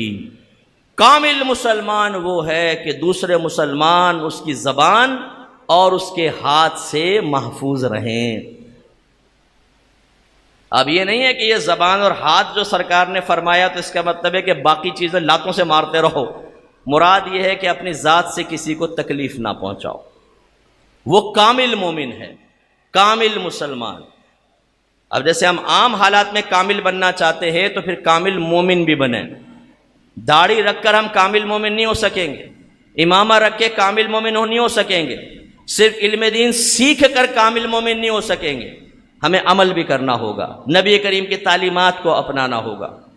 تو اس حدیث کی شرح میں یاد رکھیے گا کہ تکلیف اور ضرر پہنچانا بھی دو طرح کا ہوتا ہے، ایک اجازت شرع کے ساتھ ہوتا ہے اور ایک خلاف شرع ہوتا ہے۔ نبی کریم صلی اللہ علیہ وسلم جو یہاں ارشاد فرما رہے ہیں وہ بغیر اجازت شرع کے کسی کے لیے باعث تکلیف ہونا۔ اجازت شرع کہاں ہوتی ہے؟ مثال کے طور پہ ماں باپ بعض اوقات بچوں کو سمجھاتے ہیں، ڈانٹتے ہیں، بعض اوقات مارتے بھی ہیں۔ خود آپ کے نبی نے فرمایا بچہ 7 برس کا ہو جائے تو اس کو نماز کا حکم دو، 10 برس کا ہو جائے تو مار کر نماز پڑھاؤ۔ اب یہ بھی ایک تکلیف پہنچا رہے ہیں ماں باپ، لیکن یہ شریعت کے دائرے میں رہ کر اگر ہے تو یہ تو باعث ثواب ہے، اس حدیث کے تحت نہیں آئے گی۔ ایسے شوہر بیوی کو ڈانٹتا ہے بعض اوقات غلط چیز کے اوپر کہ تم یہ غلط کام کر رہی ہو، ایسا نہ کرو، گناہ سے روک رہا ہے، نماز کا حکم دے رہا ہے، اس سے وہ ہرٹ ہوئی ہے، کوئی بات نہیں، آپ کو واجب ہے۔ ایسے ایک عالم دین بیان کر رہا ہے، کوئی کہتا ہے جی ان کی اس بات سے میں ہرٹ ہوا ہوں، حالانکہ وہ صحیح بات کر رہے ہیں، یہ بھی اس سے مستثنا ہے۔ ٹیچر پڑھا رہا ہے اپنے اسٹوڈنٹ کو ڈانٹتا ہے ان کے نکمے پن پر، ٹھیک ہے۔ ایک وکیل مجرم سے جرح کرتا ہے جس سے مجرم یہ کہتا ہے مجھے تکلیف ہو رہی ہے، بڑے کراس کوسچن کر رہا ہے یہ، ٹھیک ہے، وہ تو شرعی لحاظ وہ تو شرعی لحاظ سے لازم ہے، کرے گا، جائز ہے۔ ایسے جج جب کسی کے خلاف فیصلہ سنا دے تو تکلیف تو ہوتی ہے، لیکن بھائی یہ تو سنانا ہے۔ ایسے ڈاکٹر آپریشن کرتا ہے، زخم صاف کرتا ہے، کمپاؤنڈر انجیکشن لگاتا ہے، سی کی آواز نکلتی ہے، تکلیف تو دے رہا ہے لیکن جائز۔ اس سے ہٹ کر جو ہے جہاں اجازت شرع نہیں، جہاں ضرورت شرع نہیں، وہ پھر اس میں داخل ہوگا۔ اس میں آپ کو مجھے یہ دیکھنا ہوگا کہ ہم کسی کے لیے باعث تکلیف تو نہیں بن رہے۔ نبی کریم صلی اللہ علیہ وسلم نے پہلی چیز اپنے گھر والوں کی طرف آئی۔ اگر آپ شوہر ہیں تو ذرا ایک لمحے کے لیے غور کریں، آپ کی زبان اور ہاتھ سے آپ کے بیوی بچوں کو کوئی اذیت اور تکلیف خلاف شرع تو نہیں پہنچ رہی۔ مثال کے طور پہ آپ کی بیوی نے کھانا بنانے میں تھوڑی دیر کر دی، نمک تیز ہو گیا، یہ بیٹا اوپر جو باتیں کر رہے ہیں تھوڑا سا خاموش ہو جائیں گے ذرا، بڑی مہربانی ہوگی نا۔ اسی طریقے سے کپڑے وقت پہ استری نہ کر سکی، یہ چیزیں ایسی نہیں ہیں کہ اس میں آپ ڈانٹ سکیں۔ یاد رکھیں بیوی پر شوہر کی خدمت کرنا واجب نہیں ہے، سعادت ضرور ہے۔ ہم بچیوں کو ترغیب دیتے ہیں اپنی جو اسٹوڈنٹس ہیں کہ بیٹا اپنی ساس سسر کو بھی ماں باپ سمجھ کے خدمت کرو، لیکن بچی پہ واجب نہیں ہوتا۔ اگر لڑکی آپ کی خدمت کر رہی ہے، آپ کی زوج آپ کی خدمت کر رہی ہے، احسان ہے ان کا جو ہمیں ماننا چاہیے۔ لیکن بعض شوہر ایسے ہوتے ہیں بات بات پر ٹونٹنگ، ماں بہن کی گالیاں، حتیٰ کہ بیوی کے مرحوم والدین کو گالیاں، تمہارے باپ کی یہ، تمہاری ماں کی یہ، تمہارے حوالے کر کے چلی گئے، ہم پہ مصیبت مسلط کر دی۔ یار تم دل آزاریاں کر رہے ہو، آپ کے نبی نے کیا فرمایا، آپ کامل مسلمان کیسے ہو سکتے ہو؟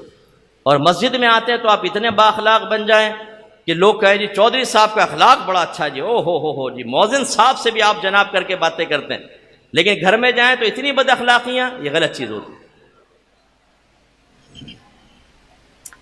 اسی طریقے سے بعض لوگ جو ہوتے ہیں محلے کے اندر ایسے ہوتے ہیں بدماش ٹائپ، کچرا پھینک دیں گے، گھر کی مٹی صاف کر کے برابر والوں کے سامنے، اور کوئی منع کر کے بتائے آ جاؤ بیٹا ہم تو پہلے تیار ہیں، کیونکہ ہماری زندگی میں انٹرٹینمنٹ تو ویسی ختم ہو گئی، مہنگائی سے فرسٹریشن ویسی بڑی ہوئی ہے، ہاتھ میں کھجلی ویسے ہمارے ہوتی رہتی ہے۔ اگر کوئی پٹ رہا ہوگا نا اور کوئی کہہ دے بس پتہ بھی نہیں ہے چوری کر رہا تھا، تحقیق نہیں کریں گے، ایک تبرکن ایک ہاتھ ہم بھی مار دیں گے، اچھا ادھر ایک اور مارو، ایک لات بھی مار دیں گے، کیونکہ وہ ہمارے اندر ابال بھرا ہوا ہے بہت سارا نا، وہ نکلتا ہے ایک دم فوراً۔ تو بعض تو محلے میں بدماش بنے ہوئے ہیں، نہ عورت کو دیکھیں نہ مرد کو دیکھیں، جس کو چاہیں گھونسا مار دیا، جس کو چاہے یہ۔ میں بھاٹی میں جب پڑھتا تھا تو بعض لڑکے ایسے ہوتے تھے سائیکل لے کر آتے تھے نا، ون ویلنگ وغیرہ کرتے، جو آ رہا ہے سامنے والے پہ چڑھا دی، اور اسے پتا ہے کہ اگر کوئی بھی مجھے کچھ کہے گا ابا کو آواز دوں گا، بھائیوں کو آواز دیں گا، ڈنڈے لے کے باہر آ جائیں گے، کیونکہ پوری برادری ہوتی ہے نا جب اس قسم کی، تو پھر ان کے بچے اس طرح کے بدتمیز ہوتے ہیں کہ بیک اپ بہت اچھا ہے ہمارے پاس، کرو تو صحیح ذرا بدماشی۔ وہ بھاٹی میں ایک ٹرک نکل رہا تھا، وہ ایک بابا تھے وہ نکل رہے تھے، وہ ٹرک والے سے اچانک لگ گئی، وہ سامنے آ گیا تو وہ بابا نیچے گر گیا۔ وہ بابا نے ٹرک والے کو اتار کے جو مارا ہے پکڑ کے، وہ بیچارہ یہ سوچ رہے میں بزرگ ہے کیا کروں، بال پکڑ پکڑ کے دھن دھن دھن دھن دھن، حالانکہ چوٹ نہیں لگی تھی، میں نے خود دیکھا تھا اپنی آنکھوں سے، اس نے بر وقت بریک لگا لی، لیکن وہ ہلکے سے دھکے سے وہ گر گئے، بس مجھے گرایا کیوں، اتنا مارا اس کو، اتنا مارا، پھر پکڑ کے محلے میں لے گئے تاکہ لڑکوں سے پٹواؤں۔ اب یہ جو ہماری بدماشیاں ہیں، آپ میں سے بھی ہو سکتا ہے کوئی بہت ہی شرفا بیٹھے ہوں، 4 5 6 کا گروپ ہو کہ جو بدماشی کرے تو صحیح ذرا ہم بتائیں، تو آپ یہ صحیح چیز نہیں ہے۔ ایسی جو خواتین ہمیں سن رہی ہیں، بعض عورتوں کی زبان میں اللہ تعالیٰ معاف فرمائے، بہنیں ناراض بھی نہ ہوں، زہر بھرا ہوتا ہے، زہر۔ وہ خاموش رہیں تو لگتا ہے کہ جیسے پھول جھڑیں گے، لیکن بولے تو ایسا جیسے تیر سیدھا یہاں سینے پہ لگ کے پار نکل جاتا ہے، وہ رکتا بھی نہیں، پار نکل جاتا ہے، سوراخ کر دیتی ہے دل میں، اتنی خطرناک۔ یہ آپ کے خاندان میں بھی ہوں گی، بعض بولنا شروع کریں تو توبہ توبہ ایسا بولتی ہیں کہ پرخ سے اڑا دیں سامنے والے۔ یہ کبھی ساس کے روپ میں نظر آئیں گی، کبھی بہو کے، کبھی نند کے، کبھی بہن کے، کبھی پھپھی، کبھی خالہ۔ انہیں سمجھائیں خدا کے واسطے باعث تکلیف نہ بنے۔ کسی نے بتایا نبی کریم کو، یا رسول اللہ ایک عورت ہے جو پنیر کے ٹکڑے صدقہ کرتی ہے اور سب کچھ، لیکن اپنی اور نمازیں پڑھتی ہے باقاعدہ، لیکن اپنے زبان سے لوگوں کو تکلیف دیتی ہے، سرکار نے فرمایا وہ جہنم میں ہے۔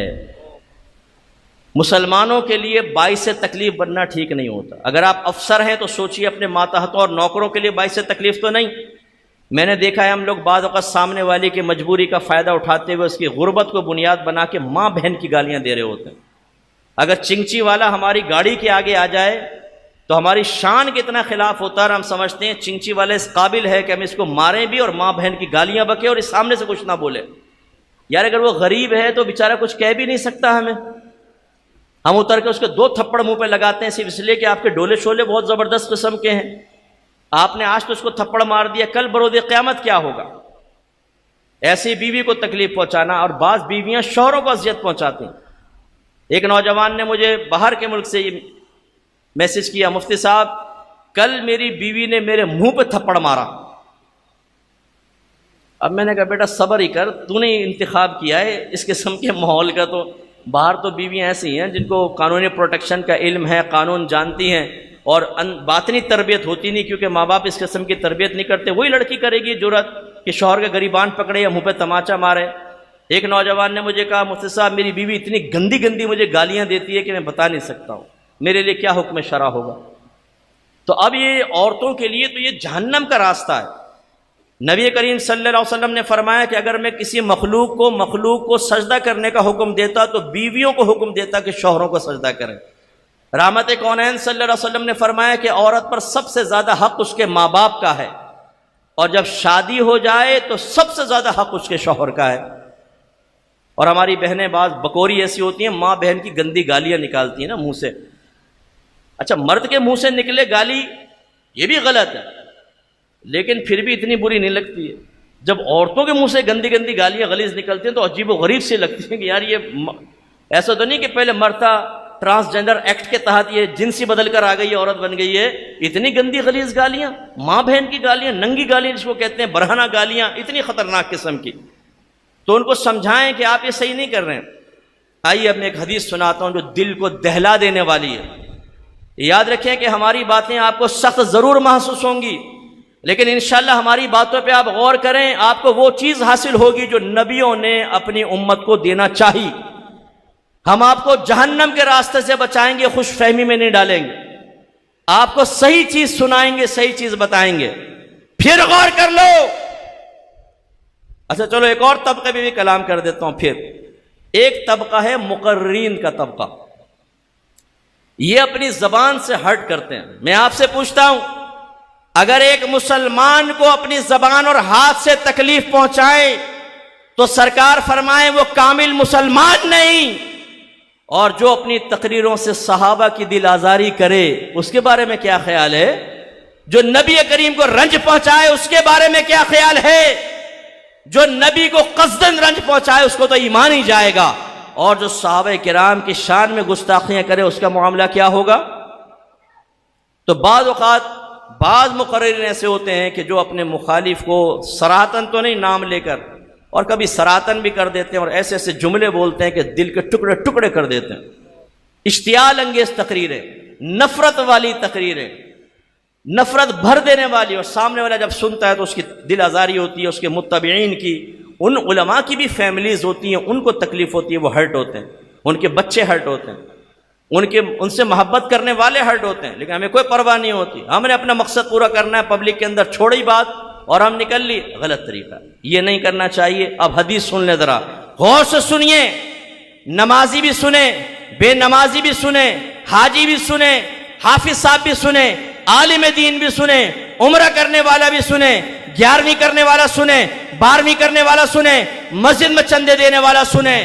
آپ کی یہ تمام باتیں بہت اچھی ہیں، لیکن آپ کے نبی نے ہوشیار کیا، ہوشیار، یہ تمام نیک عمل تمہارے لیے اس وقت نافع ہوں گے جب تم ظلم سے بچے ہوئے ہوگے، جب تم نے لوگوں کو تکلیف نہیں پہنچائی ہوگی، ورنہ تمہارا انجام دردناک بھی ہو سکتا ہے۔ لہذا مسلم کی روایت ہے 2581 نمبر حدیث پاک، حضرت ابو ہریرہ رضی اللہ تعالی عنہ اس کے راوی ہیں، وہ کہتے ہیں کہ ایک مرتبہ نبی کریم صلی اللہ علیہ وسلم نے صحابہ سے کویسچن کیا، اتدرون ما المفلس، صحابہ تم جانتے ہو کنگال مفلس کون ہوتا ہے؟ قالوا المفلس فینا من لا درہم له ولا متاع، یا رسول اللہ ہمیں تو کنگال وہ ہوتا ہے جس کے پاس نہ درہم ہو نہ دنیاوی ساز و سامان، جھگیوں میں رہتا ہو بیچارہ، نہ پہننے کو کپڑے نہ اور کوئی چیز۔ سرکار نے فرمایا کہ نہیں، میری امت کا مفلس کچھ اور ہوتا ہے۔ اب دیکھیں، ایک ہے آپ کی سوچ، ایک ہے نبی کی سوچ، ایک آپ کا اسٹینڈرڈ، ایک نبی کا اسٹینڈرڈ، ایک ہم انسانوں کا بنایا ہوا معیار، ایک شریعت کا معیار ہے۔ صحابہ کا معیار یہ تھا کہ مفلس وہ ہے جس کے پاس درہم اور دینار اور دنیاوی ساز و سامان نہ ہو۔ نبی کریم نے فرمایا کہ نہیں، شریعت اور ہمارا معیار یہ ہے کہ مفلس وہ ہے جس کے بارے میں ہم بتائیں گے، اور وہ کون ہے؟ سرکار نے فرمایا کہ ان المفلس من امتی یاتی یوم القیامہ بصلاۃ وصیام وزکات، میری امت کا مفلس وہ ہے جو بروز قیامت نمازوں کے ساتھ آئے گا اور روزوں کے ساتھ آئے گا، زکاتیں ادا کی ہوں گی، یعنی بڑے نیکیاں کر کے آیا ہوگا، ویاتی قد شتم ھذا، لیکن وہ اس حال میں آئے گا کہ کسی کو گالی بکی تھی، وقذف ھذا، کسی کے اوپر تہمتیں لگائی تھیں، جھوٹے الزامات لگائے تھے، وہ اکل مال ھذا، کسی کا مال کھا گیا تھا، وہ سفک دم ھذا، کسی کو قتل کیا تھا، اس کا خون بہایا تھا، وہ ضرب ھذا، اور کسی کو مارا تھا، بیوی کو ٹھوسے مارے تھے، دوستوں کو مارے تھے، محلے والوں کو مارے تھے، کالج میں دانت توڑے تھے، ناکیں توڑی تھیں، بلڈ نکالا تھا، ڈولے دکھائے تھے، دوستوں سے واہ واہ سمیٹی تھی کہ واہ یہ ہے نا ہمارا یار، ایک گھوسے میں دانت توڑ دیا۔ سرکار فرماتے ہیں اس کا انجام کیا ہوگا؟ فَيُعْطَ هَذَا مِنْ حَسَنَاتِهِ، سرکار فرماتے ہیں پھر اس شخص کو، ان میں سے بعض جس پر اس نے ظلم کیا تھا، کچھ نیکیاں اس کو دے دی جائیں گی، وَهَذَا مِنْ حَسَنَاتِهِ، اور کچھ نیکیاں اس کو دے دی جائیں گی، فَإِنْ فَنِيَتْ حَسَنَاتُهُ، پھر اگر معاملہ پورا نہ ہو، اس کی نیکیاں ختم ہو جائیں بانٹتے بانٹتے، فرمایا قبل ان یقدم علیہ، اس سے پہلے کہ اس کا معاملہ پورا کیا جائے، نیکیاں ختم ہو گئیں، تو فرمایا کہ اخذ من خطایاہم فطرحت علیہ، تو ان مظلوموں کی گناہ لے کر اس شخص کے نام اعمال میں ڈال دیے جائیں گے، ثم طرح فی النار، پھر اسے جہنم میں ڈال دیا جائے گا۔ کیا نتیجہ نکالا آپ نے؟ لاہور کے پڑھے لکھے باشعور لوگوں، میں آپ سے پوچھتا ہوں کیا آپ نے نتیجہ نکالا؟ نمازیں پڑھیں، روزہ رکھیں، زکوٰۃ دیں، حج کریں، غریبوں کی مدد کریں، مستحبات پر عمل کریں، بڑی راتوں میں عبادات کریں، لیکن جو نیکیاں جمع ہو جائیں اس کی حفاظت کا اہتمام بھی کریں۔ یہ نامہ اعمال سے نکل بھی سکتی ہیں۔ اگر آپ حج کر کے اور کالر چوڑے کر کے گھومتے ہیں، جی حاجی صاحب آ گئے، جی ہٹ جاؤ، جی حاجی صاحب آ گئے، حاجی صاحب گھوم رہے ہیں کہ میں تو جنت میں جاؤں گا، پورے محلے میں کوئی حاجی نہیں ہے، سارے جائیں گے جہنم میں۔ حاجی صاحب پہلے یہ تو دیکھ لیں آپ نے پھپھی کا مال تو نہیں دبایا ہوا، امانتیں تو نہیں دبائی ہوئی، کسی کی سیلری تو ڈیڈکٹ کر کے ناجائز نہیں رکھی ہوئی۔ بعض لوگ دکانوں پر اور فیکٹریز کے اندر ناجائز شرائط رکھتے ہیں.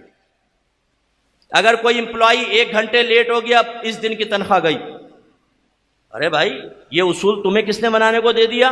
اگر کوئی 1 گھنٹے لیٹ ہوا 1 گھنٹے کی سیلری کاٹ سکتے ہیں آپ، باقی جو آپ نے اضافی کاٹی ہے حرام اور گناہ کبیرہ ہے، میدان معاشر میں آپ پھنسیں گے. لیکن نہیں، وہ کاٹ رہے صاحب، امانتیں دبائی ہوئی ہیں، قرضے دبائے ہوئے ہیں. تو پھر یاد رکھیے ہمارے نام اعمال سے یوں نکل جائیں گی نیکیاں. جیسے آپ کے بینک کے اندر ہو نا اماؤنٹ، اور کوئی ہیک کر کے اکاؤنٹ وہاں سارا نکال لے آن لائن، اور آپ کھولیں جب اپنا وہ ایپلیکیشن تو پتہ چلے بیلنس 0 0 0 0. تو پاؤں تلے کیسی زمین نکلے گی؟ یا آپ بس میں چڑھے اترے تو دیکھا وائلٹ غائب ہے، جیب کٹ گئی آپ کی. تو میں ایک دفعہ قافلے پہ جا رہا تھا، پورے گروپ کے پیسے میری جیب میں تھے. ٹرین سے نیچے اترے، ایک آدمی دھکا مارا، میں نے دھکا اس نے مارا، میں نے کوئی بات نہیں، کوئی بات ہوتا ہے، کوئی بات. میں نے کہا ذرا اخلاق کا مظاہرہ کروں بھائی، چلو کوئی بات نہیں. اس نے ایسا اخلاق کا مظاہرہ کیا، وہ بٹوئی نکال لیا اس نے. اس ٹائم عالم بھی نہیں تھا، میں کافی پہلے کی آپ کو بات بتا رہا ہوں. نیچے اترے تو پاؤں تلے زمین نکلے، اجنبی علاقہ، پیسے سارے غائب، کھانے کے پینے کے پورے ہفتے کا قافلہ تھا وہ سب غائب. تو جب ہمارے ہاتھ سے کچھ نکل جاتا ہے نا چیز، پھر ہمیں صدمہ ہوتا. اس سے کہیں زیادہ صدمہ اس وقت ہوگا جو ابھی ہم احتساب نہیں کر رہے ہیں.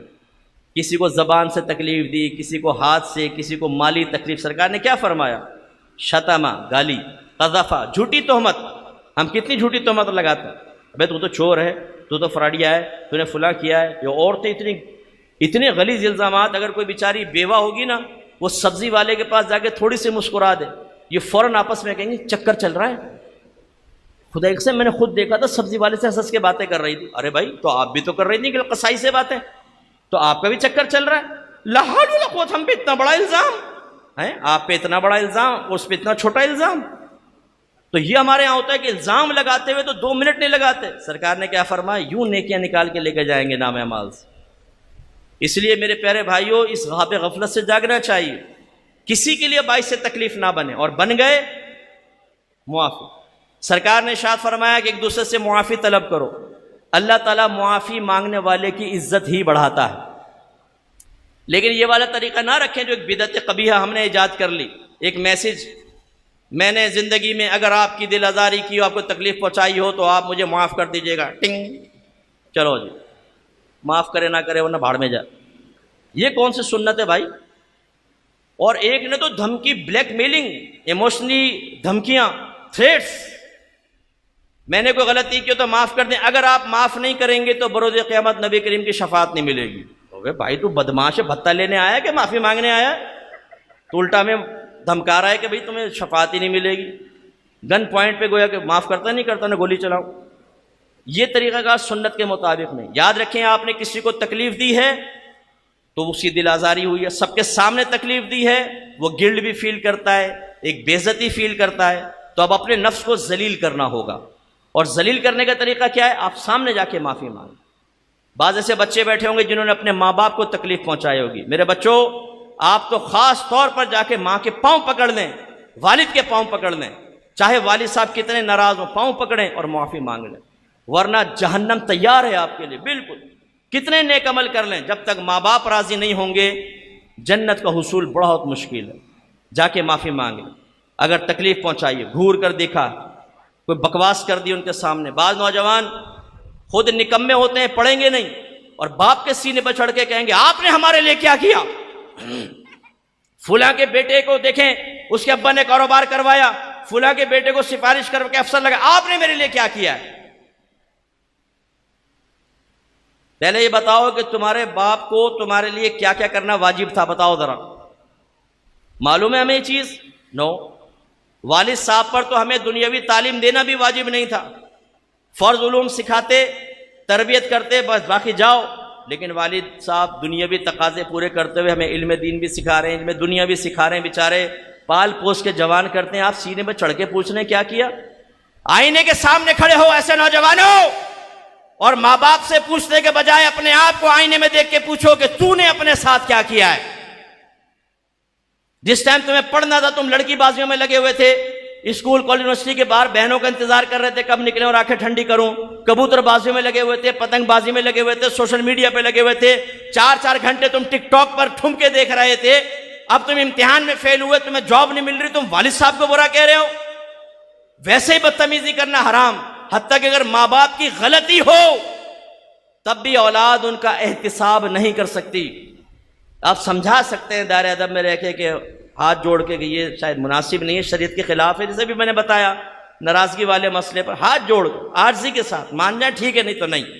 جب وہ غلطی پر ہو تب, اور جب وہ غلطی پر نہ ہو پھر سینے پر چڑھ کر ان کی کمزوریوں کا احساس دلانا اور اپنے نکمے پن کو چھپا کر معاذ اللہ ان کا سارا قصور ثابت کرنا, یہ بدبخت اولاد کا کام ہوگا.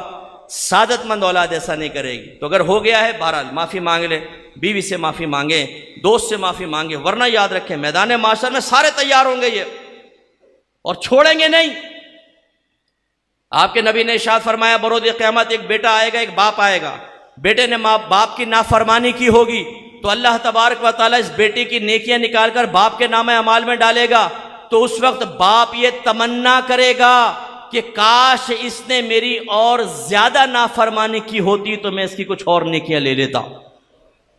آپ دیکھ رہے ہیں کتنا خود غرضی کا دور ہوگا. آپ کیا سمجھتے ہیں جس بیوی کو آپ نے تماچے مارے, اسے ماں بہن کی گالیاں دی, سب کے سامنے ذلیل اور بے عزت کیا, اسے گھروں میں چھوڑ دیا میکوں کے اندر کہ نہ تجھے طلاق دوں گا, نہ تجھے نان نفقہ دوں گا, ایسی لٹکا کر چھوڑوں گا, تو کسی سے نکاح نہیں کر سکے گی. بچیاں 10 سال سے میکے میں پڑی ہوئی ہیں اور شوہر باہر کے مزے لوٹ رہا ہے, غیر عورتوں کے ساتھ زنا کر رہا ہے, لیکن بچی کا حق ادا نہیں کرتا. کیا کہتے ہیں آپ, بروز قیامت لڑکی معاف کرے گی؟ یہ غریباٹ پکڑے گی اور اللہ کی بارگاہ میں فریاد کرے گی اللہ تعالیٰ اس ٹارزن کو میرے سامنے کھڑا کر اور مجھے حق دلوا.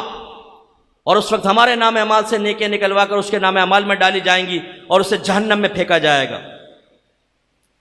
ایسے جتنے شوہر حضرات مجھے سن رہے ہیں جنہوں نے بیویوں کو میکے میں چھوڑا ہوا ہے اور اپنے حاکم ہونے کے احساس کے ساتھ, اور جو اللہ نے آپ کو حق دیا ہے طلاق یا خلا کا, اسے ناجائز استعمال کرتے ہوئے آپ یہ جملے کہتے ہیں نہ طلاق دوں گا, نہ خلا کروں گا, نہ نفقہ دوں گا, نہ گھر میں بساؤں گا. پڑھی رہے اب یہاں پر آپ اس کا نقصان نہیں کر رہے, اپنا نقصان کر رہے ہیں, تباہ و برباد ہو جائیں گے. یاد رکھیں.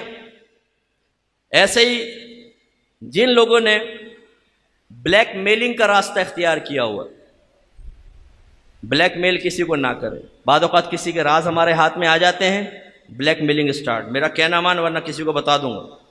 اب اس سے جائز ناجائز پیسے بھی کھا رہے ہیں, لسی پلاوے, نہیں پلائے گا, بتاؤں سب کو, نہیں یار یہ رشوت ہے. جہنم کی آگ اتاری ہے اپنے اندر, جہنم کی آگ. ایک بات ذرا میرے بچوں ذرا اچھی طرح ذہن میں رکھ لیجئے, یہ پہلے بھی شاید میں نے آپ کو سمجھائی تھی, یہ یاد کر دیتا ہوں, سب سنیں اچھی طرح غور سے. جب آپ کسی سے دوستی کرتے ہیں, کسی سے تعلق قائم کرتے ہیں, بہت زیادہ گہرا نہ کریں, ایک لمٹ تک کریں. نبی کریم صلی اللہ علیہ وسلم نے ارشاد فرمایا کسی سے بہت زیادہ دوستی نہ کرو, ہو سکتا ہے کل وہ تمہارا دشمن ہو جائے. اور کسی سے بہت زیادہ دشمنی نہ کرو, ہو سکتا ہے کل وہ تمہارا دوست ہو جائے. تو بعض اوقات ہم دشمنی میں بھی حد سے گزر جاتے ہیں, اس کے راز ظاہر کر دیے, گالیاں بکنا, مارنا پیٹنا, اب دوستی ہو گئی, پھر شرمندگی ہوتی ہے, یار میں نے کیا کیا کیا تھا, بڑے غلط کام کیے, سرکار منع فرما. ابھی میں کیوں آپ کو عرض کر رہا ہوں, ہم بعض اوقات اسکول میں, کالج میں, یونیورسٹی میں, محلے میں دوست ہوتا ہے, اس کو راز بتا دیتے ہیں, پھر بعد میں ناراضگی ہو جاتی ہے تو وہ بلیک میلنگ کرتا ہے. ایسی کیس میرے پاس آیا, میں بڑا حیران ہوا. ایک خاتون نے مجھے کہا کہ میرے شوہر نے مجھے کہا کہ اپنی کچھ پکچرز مجھے دو. اب ہسبینڈ وائف ہیں, اس عورت نے کچھ ایسی پکچر دی جو باقی لوگ نہ دیکھیں, اس کو وہ مناسب تھا, وہ تو شوہر تھا, اس کو دے دی. بعد میں ہو گئی ناراضگی, طلاق تک نوبت آ گئی. اب وہ کہتا ہے طلاق نہیں دوں گا, کچھ نہیں کرنے دوں گا, شادی بھی نہیں کرنے دوں گا, اگر کچھ ایسا کیا سب تصویریں عام کر دوں گا. اب یہ بلیک میلنگ ہے, یہ بلیک میلنگ نہ کریں, یہ حرام اور گناہ ہے کبیرہ, اس سے تکلیف ہوتی ہے. آپ جتنی بلیک میلنگ کر سکتے ہیں کر لیں, لیکن میں بروز قیامت جتنی دفعہ دل توڑا ہے, دل آزاریاں کی ہیں, اس کا وبال آپ کو بھگتنا ہوگا. ایسے ہی نوجوانوں خاص طور پر, اور جو مجھے میڈیا پہ سن رہے ہیں, یہ جو کمبخت پرینک کی بیماری آ گئی ہمارے یہاں, جی فنی پرینک بنا رہے ہیں، فنی ویڈیو بنا رہے ہیں، اور وہ کسی کو بھی جا کر اس کا مذاق اڑا رہے ہیں، اس کی دل آزاریاں کر رہے ہیں، وہ ہائپر ہو رہا ہے، گالیاں بک رہا ہے ماں بہن کی، عورتوں کے ساتھ مذاق کر رہے ہیں، بعد میں آخر میں ہم تو مذاق کر رہے تھے، وہ جی ہم نے تو کیمرہ لگایا ہوا تھا۔ کیا مطلب؟ تم کسی کے کچھ بھی کر لو، بعد میں کہہ دو جی کیمرہ لگایا ہوا تھا، وہ ہنس پڑے، ہاتھ ہلا دے ذرا، ہاتھ ہلا دیا، آپ نے کہا چلو جی کفارہ بھی ہو گیا۔ ارے بھائی کس نے کہا ہاتھ ہلانا کفارہ ہو جائے گا؟ اور آپ جیسے لوگ ہی ان کو دیکھ دیکھ کر پروموٹ کر رہے ہوتے۔ کتنوں نے دیکھا جی؟ 1 ملین 10 لاکھ، ان 10 لاکھ میں آپ بھی ہیں، جس نے وہ دل آزاریوں کے منظر دیکھ کر حوصلہ افزائی کی ہے، اس کو نئی ویڈیو بنانے پر ابھارا ہے۔ بعض تو کمنٹس بھی پاس کرتے ہیں بہت زبردست، بھائی ہنس ہنس کے لوٹ پوٹ ہو گئے، ذرا اس پر بھی بنا دو، یہ آپ نے سجیشن دے دی اور وہ دل آزاریوں میں لگ گیا۔ یہ جو اتنے ہنسانے وسانے کی کوشش کرنے والے ہیں نا کامیڈینس، یہ ناراض ہوں گے شاید میری بات سن کر، لیکن یہ بہت شدید خطرے میں۔ سامنے بیٹھے ہوئے آدمیوں کا مذاق اڑانا، تیری داڑھی، تیرا چہرہ، تیری ناک، تیری وہ، اتنا بیچارہ وہ جھینپ کے ہنس رہا ہوتا ہے، پورے پبلک کو ہنسا رہے ہیں۔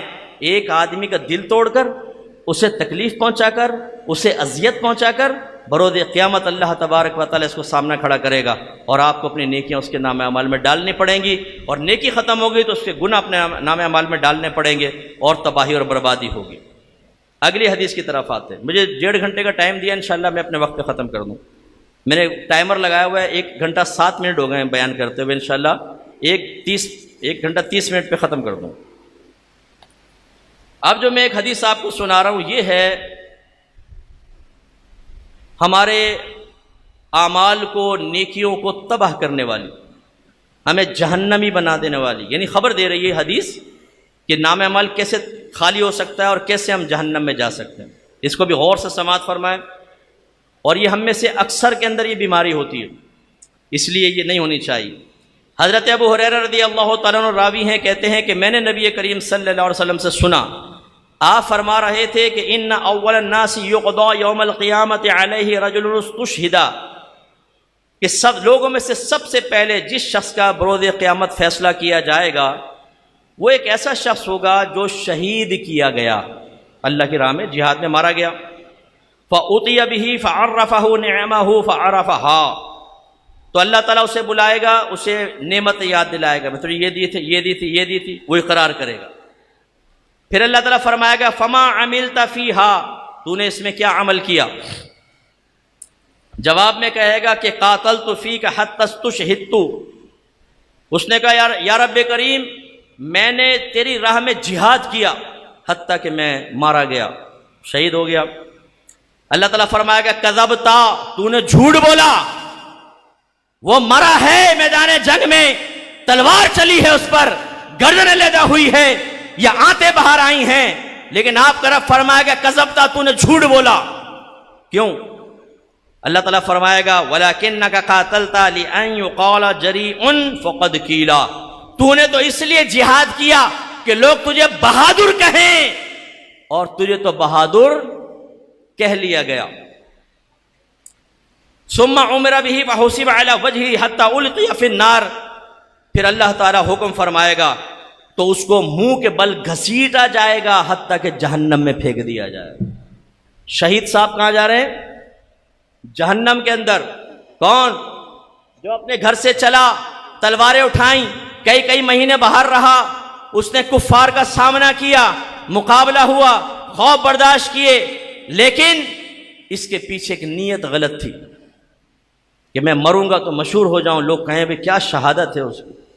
اس سے معلوم ہوا کہ نیک اعمال کی مشقت اپنے مقام پر، لیکن اگر لوگوں کو دکھانے کے لیے اور اپنی واہ واہ کروانے کے لیے آدمی عمل کرے تو اللہ کی ذات بڑی بے نیاز ہے، وہ ساری ہماری محنتیں برباد کر دیتی ہے اور ہمیں جہنمی قرار دیتی ہے۔ دوسرا فرمایا وَرَجُلٌ تَعَلَّمَ الْعِلْمَ وَعَلَّمَهُ وَقَرَأَ الْقُرْآنَ، دوسرا وہ شخص جس نے علم سیکھا پھر لوگوں کو سکھایا اور اس نے قرآن پڑھا۔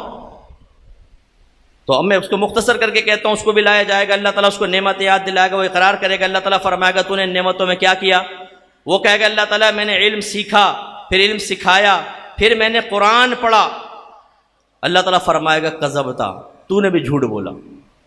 ذرا غور کریں، قرآن پڑھا تھا نا اس نے علم سیکھا سکھایا تھا، پھر بھی اللہ فرما رہا تو نے جھوٹ بولا، حالانکہ وہ تو بظاہر سچ کہہ رہا ہے۔ معلوم یہ ہوا کہ بعض اوقات آدمی نیک عمل کر رہا ہوتا ہے لیکن وہ نیک عمل مارز وجود میں نہیں آتا. اب اگر وہ کہے کہ میں نے نیک عمل کیا ہے تو وہ نیک عمل شرعی لحاظ سے ہوا ہی نہیں, تو لہذا وہ جھوٹ بول رہا. اللہ تعالیٰ نے فرمایا تو نے جھوٹ بولا. پھر اس کو بھی منہ کے بل گھسیٹ کے جہنم میں پھینکا جائے گا. پھر ایک شخص کو لایا جائے گا جس کو اللہ نے مال میں وسعت دی تھی, بہت مال دیا. اللہ تعالیٰ اس سے بھی نعمتوں کے بارے میں پوچھے گا, اقرار کرے گا. اللہ تعالیٰ فرمائے گا تو نے کیا کیا؟ وہ کہے گا اللہ تعالیٰ ما ترکت من سبیل تحب ان ينفق فيها الا انفقت فيها, جو بھی راستہ ایسا مجھے نظر آیا جس میں مال خرچ کرنا تجھے محبوب تھا, میں نے نہیں چھوڑا. ہر جگہ مال خرچ, بیواؤں کو دیا, یتیموں کو دیا, مسجد میں دیا, عمرے کروا دیے, حج کروا دیے, عالم بنوا دیے, ہر کام کیا. لیکن اللہ تعالیٰ فرمائے گا کہ نہیں, تو نے یہ اس لیے کیا تاکہ تجھے سخی کہہ لیا جائے. بڑے سخی آدمی ہے, لہذا اللہ تعالیٰ فرمائے گا اس کو منہ کے بل گھسیٹ کے جہنم میں پھینک دو, تو اس کو پھینک دیا جائے گا. ذرا اس پہ بھی غور کر لو میرے بچوں اور میرے حضرات, کہ جو بعض اوقات کوئی نیک عمل کرتے ہیں تو ہم چاہتے ہیں لوگوں پر وہ ظاہر ہو جائے. اگر ہم گھر میں چھپ کر تہجد پڑھتے ہیں تو ہم چاہتے ہیں لوگوں کو پتہ چل جائے, تو لوگوں کے سامنے ذرا آنکھیں ملیں گے, وہ کہ خیریت تو ہے, طبیعت ٹھیک ہے, بس یار وہ تہجد میں اٹھے تھے نا, نیند نہیں پوری ہوتی. سنا دیا کہ ابو تہجد پڑھ رہے ہیں صاحب, بھائی چھپا لیتے نا. چندہ دیں گے, مسجد میں اعلان ہونا چاہیے, اعلانیہ طور پہ چندہ. بعض اوقات بڑی چیز لگواتے ہیں تو کہتے ہیں میرے ابا کی نیم پلیٹ لگا دو یہاں پہ, حاجی فلاں کے نام کی یہ لگا دیا. بھائی کیا ضرورت ہے نام لگانے کی؟ لوگوں کو دکھانا ہے کہ اللہ کو دکھانا؟ تو یاد رکھیں کہ جس کام سے, جس عمل سے اللہ کا قرب حاصل ہو سکتا ہے, اسے لوگوں کا قرب حاصل کرنے کے لیے, ان کے درمیان واہ کروانے کے لیے کرنا, یہ ہمیں ہمارے عمل کو تباہ کر دیتا ہے. اور نہ صرف تباہ کرتا, اگر یہ ہوتا نا چلو ثواب نہیں ملے گا, چلو یار ثواب نہیں ملے گا, عذاب بھی تو نہیں ہوگا, لیکن یہاں کیا ہے, ثواب ضائع اور جہنم میں. اس میں ہم بھی خطرے میں ہیں, ہمیں بھی بڑی احتیاط کرنی چاہیے. اور ایک عالم کو کی شان ہی یہ ہے کہ وہ احتساب کرے. اگر میں بیان کروں تو مجھے اللہ کے لیے بیان کرنا چاہیے, آپ کے لیے نہیں. حقیقتاً اگر میں کہوں کمیٹی کو خوش کرنے کے لیے بیان کر دوں, آپ کو خوش کرنے کے لیے, صرف نعرے لگوانے کے لیے, یہ بھی ایک ریا ہے کہ میں نے اللہ کی رضا کے بجائے مال کو یا آپ کی خوشنودی حاصل کرنے کو ارادہ بنایا. ہرگز نہیں. ہمیں ایک ایک جملہ بولتے ہوئے اپنا احتساب کرنا ہوگا کہ وہ آپ کے لیے نہ ہو, صرف اللہ کے لیے ہو.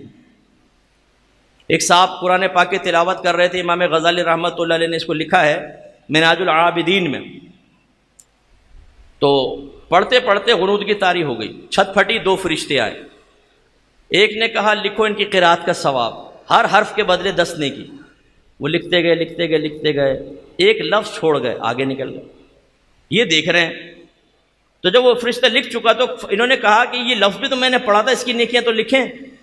فرشتے نے کہا کہ نہیں, جب آپ پڑھ رہے تھے آپ کی کھڑکی کے سامنے سے ایک شخص گزرا تھا, اس لفظ کو آپ نے اس لیے تھوڑا اونچا پڑھ دیا تھا تاکہ وہ سن لے کہ آپ تلاوت کریں, اس کا ثواب نہیں ملے گا, باقی تو ملے گا. ہم بعض اوقات نماز پڑھ رہے ہوتے ہیں نا, اگر کوئی برابر میں آ جاتا ہے ٹیڑھی آنکھ سے دیکھتے ہیں, پھر دیکھیں خوش و خضوع آنکھیں بند کر کے اور بڑا عین عین ایسا نکالیں گے, عین اور ہا بھی واضح نکلے. اور جب کوئی نہیں ہوگا, دائیں بائیں دیکھا کوئی نہیں, تو پھر جو یہ ایکسپریس ٹرین چلتی ہے, توبہ دھن دھن چکا چک دھن دھن چکا چک, تیز تیز سجدے, تیز تیز سب. ابھی ہماری الحمدللہ رب العالمین یہ ختم ہو, آمین, رکو سجود میں. ارے بھائی اتنی تیز نماز کیوں کر رہے ہو؟ یعنی جب آپ پبلک کے سامنے ہوئی ہو. اسی طرح بعض شادی ہال میں بیٹھے ہوتے ہیں, ویسے نماز نہیں پڑھیں گے. اب وہ 4 آدمی اٹھ کے جا رہے ہیں نماز کے لیے, سوچتے ہیں میں بیٹھا رہوں گا تو بولیں گے تو بھائی نماز نہیں پڑھتا. وہاں بیچارے جا کے وضو کر کے نماز پڑھنا شروع کریں گے. اگر اکیلا ہوتا کبھی نہ پڑھتا. یہ ہے ریا. پڑھنی چاہیے تھی, ان کی پرواہ نہ کرتے, پڑھتے, لیکن ہم صرف دکھانے کے لیے پڑھتے ہیں. اور یہ نتیجہ نکلتا ہے گھر میں جب پڑھے ہوتے ہیں فجر کے اندر آنکھ بھی کھل جاتی ہے, کون نماز پڑھے, یہاں کون سا کوئی برا کہنے والا, پڑھے رہتے ہیں.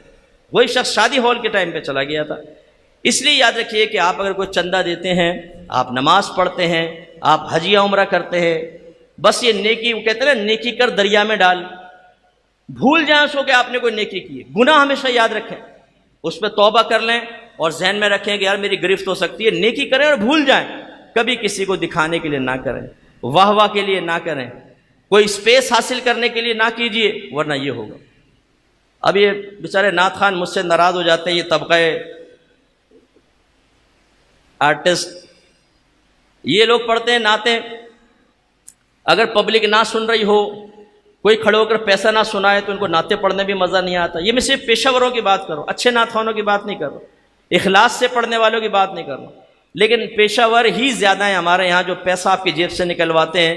اگر آپ ٹھنڈے بیٹھے ہیں، وہ باہر نکل کے کہیں گے بڑی ٹھنڈی پبلک تھی یار، نہ کوئی نعرہ، نہ کوئی جھومنا اومنا، نہ کوئی پیسہ۔ پھر آپ کہیں گے کہ نیکسٹ ٹائم پھر آؤ گے اگلے سال؟ میں کبھی نہیں آؤں گا، یہاں کبھی نہیں آؤں گا۔ اور اگر 1,000 کے نوٹ آپ اڑا دیں، پھر دیکھیں نعت خان کا عشق رسول جاتا ہے 7ویں آسمان پر، ایک ہی شعر کو بار بار پڑھے گا، بار بار پڑھے گا۔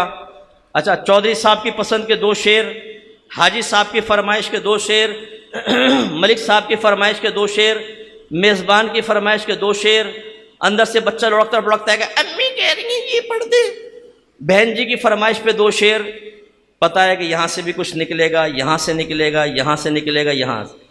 بھائی کبھی یہ بھی کہو ٹھیلے والے کی فرمائش پہ 2 شعر، چنگچی والے کی فرمائش پہ 2 شعر، چھولے والے کی فرمائش پہ 2 شعر، چوکی دار کی فرمائش پہ 2 شعر۔ نہ تم اس قابل ہو کہ تمہاری فرمائش پہ شعر پڑھیں؟ تم نکالو گے کیا؟ مجھ سے لے لو گے، الٹا مدد مانگ لو گے، بھائی جاؤ، تم اس قابل ہی نہیں ہو کہ تمہاری۔ اب آپ جب حاجی صاحب کی فرمائش پہ 2 شعر پڑھ رہے ہیں انہیں خوش کرنے کے، اس میں کون سا اللہ کی رضا ہے بھائی؟ چلیں حسن قائم کر لیں، کوئی بہت پیچھے رضا ہوگی کہیں چھپی چھپائی جس تک ہماری رسائی نہیں ہو رہی، لیکن یہ پیسے لے کر نعت پڑھنا، یہ تو آپ دنیا میں اس کا بدلہ لے رہے ہیں۔ اگر آپ ایک فون کر کے دیکھیں یہ پیشہ ور نعت خوانوں، آپ کہیں کہ بھائی ہم نے نعت خوانی رکھوانی ہے سالانہ، بڑی پبلک ہوتی ہے، بالکل آ جائیں گے۔ لیکن آپ کہیں کہ یہ مسئلہ یہ ہے کہ پیسے ہمارے پاس بالکل نہیں ہیں، صرف آپ اللہ کی رضا کی خاطر آئیے گا، چنگچی ہم بھیج دیں گے، چنگچی پہ آ جائے گا۔ اب آپ دیکھیں کہ انشاءاللہ یہ عاشق رسول کیسا آپ کے پاس آتا ہے اڑ کر، اور کتنے اچھے تمغے دیتا ہے۔ آپ، میں نے ایک نعت خان کو فون کیا کسی کام سے، اس کے اسسٹنٹ نے اٹھایا، میں نے کہا چلو بتاتا نہیں ہوں اس کو، میں نے کہا فلاں کہاں ہے، جو مصروف ہیں آپ مجھ سے بات کریں۔ اچھا، نعت خوانی کی بھی کوئی مسئلہ تھا، کوئی جھوٹ نہیں بولا میں نے کہا کہ ایک ہمیں نعت خوانی رکھوانی ہے، حضرت آ جائیں گے کیا؟ آ جائیں گے۔ میں نے کہا حضرت کچھ پیسے سے بھی لیتے ہیں؟ آپ کو پتہ نہیں ہے ایک نعت خان کا کیا مقام و مرتبہ ہوتا ہے؟ کیسی باتیں کر رہے ہیں آپ؟ بالکل وہ خدمت لیتے ہیں۔ پھر کہیں گے ویسے آپ ہیں کون؟ میں نے کہا مجھے مفتی محمد اکمل کے۔ اور مفتی صاحب آپ نے پہلے کیوں نہیں بتایا؟ اس کا لہجہ اتنا سخت، اتنا حقیر تحقیری لہجہ کہ اگر میں کہتا نا کہ نہیں میں ہم تو پیسے نہیں دے سکتے تو مجھے اور سنا دیتا 10-5۔ پہلے اس نے بھاشن دے دیا کہ تمہیں نہیں پتا کہ نعت خان تو 7ویں آسمان سے نیچے آتے۔ اللہ نہ کرے میدان معاشر میں یہ جو پیسے کھاتے رہے نا نعت پڑھنے کے، ان کا انجام اس طرح کا نہ ہو کہ اللہ تعالیٰ فرمائے کہ تمہیں نعمتیں دی تھیں، محفل میں اسپیس دیا، تمہارا نام اونچا کیا، تمہیں لوگ پیسے دیتے تھے، باہر کے ملک میں جاتے تو پاؤنڈ اور ڈالر تمہارے اوپر لٹائے جاتے تھے، یا رب کریم ہاں، اس کے جواب میں کیا کیا؟ تیرے حبیب کی ثنا کی۔ اللہ جواب میں فرمائے سارا بدلہ تو دنیا میں لے لیا، چلو پھر۔ اس لیے میں اپنے مخلص مسلمانوں کو مشورہ دیتا ہوں، اپنے بچوں کو نعت خوانی آپ سکھائیں، کوئی حرج نہیں، پیشہ ور نعت خوان نہ بنائیے گا، ورنہ آپ وہ باپ ہوں گے جو اپنے بچے کو خود اپنے ہاتھوں جہنم میں ڈالے گا۔ اس لیے کہ آپ کا بچہ پھر ڈالر کے لیے پڑھے گا، وہ پیسے کے لیے پڑھے گا۔ جب 100 کے نوٹ گریں گے اس کا جوش کم ہوگا، 500 کے آئیں گے اس کا جوش اوپر بڑھے گا، اگر 1000 کے آئیں گے وہ مائک چھوڑنے کے لیے تیار نہیں ہوگا، اور اگر 5,000 کے نوٹ ڈالیں گے وہ بے ہوش ہو کے گر جائے گا خوشی کے مارے۔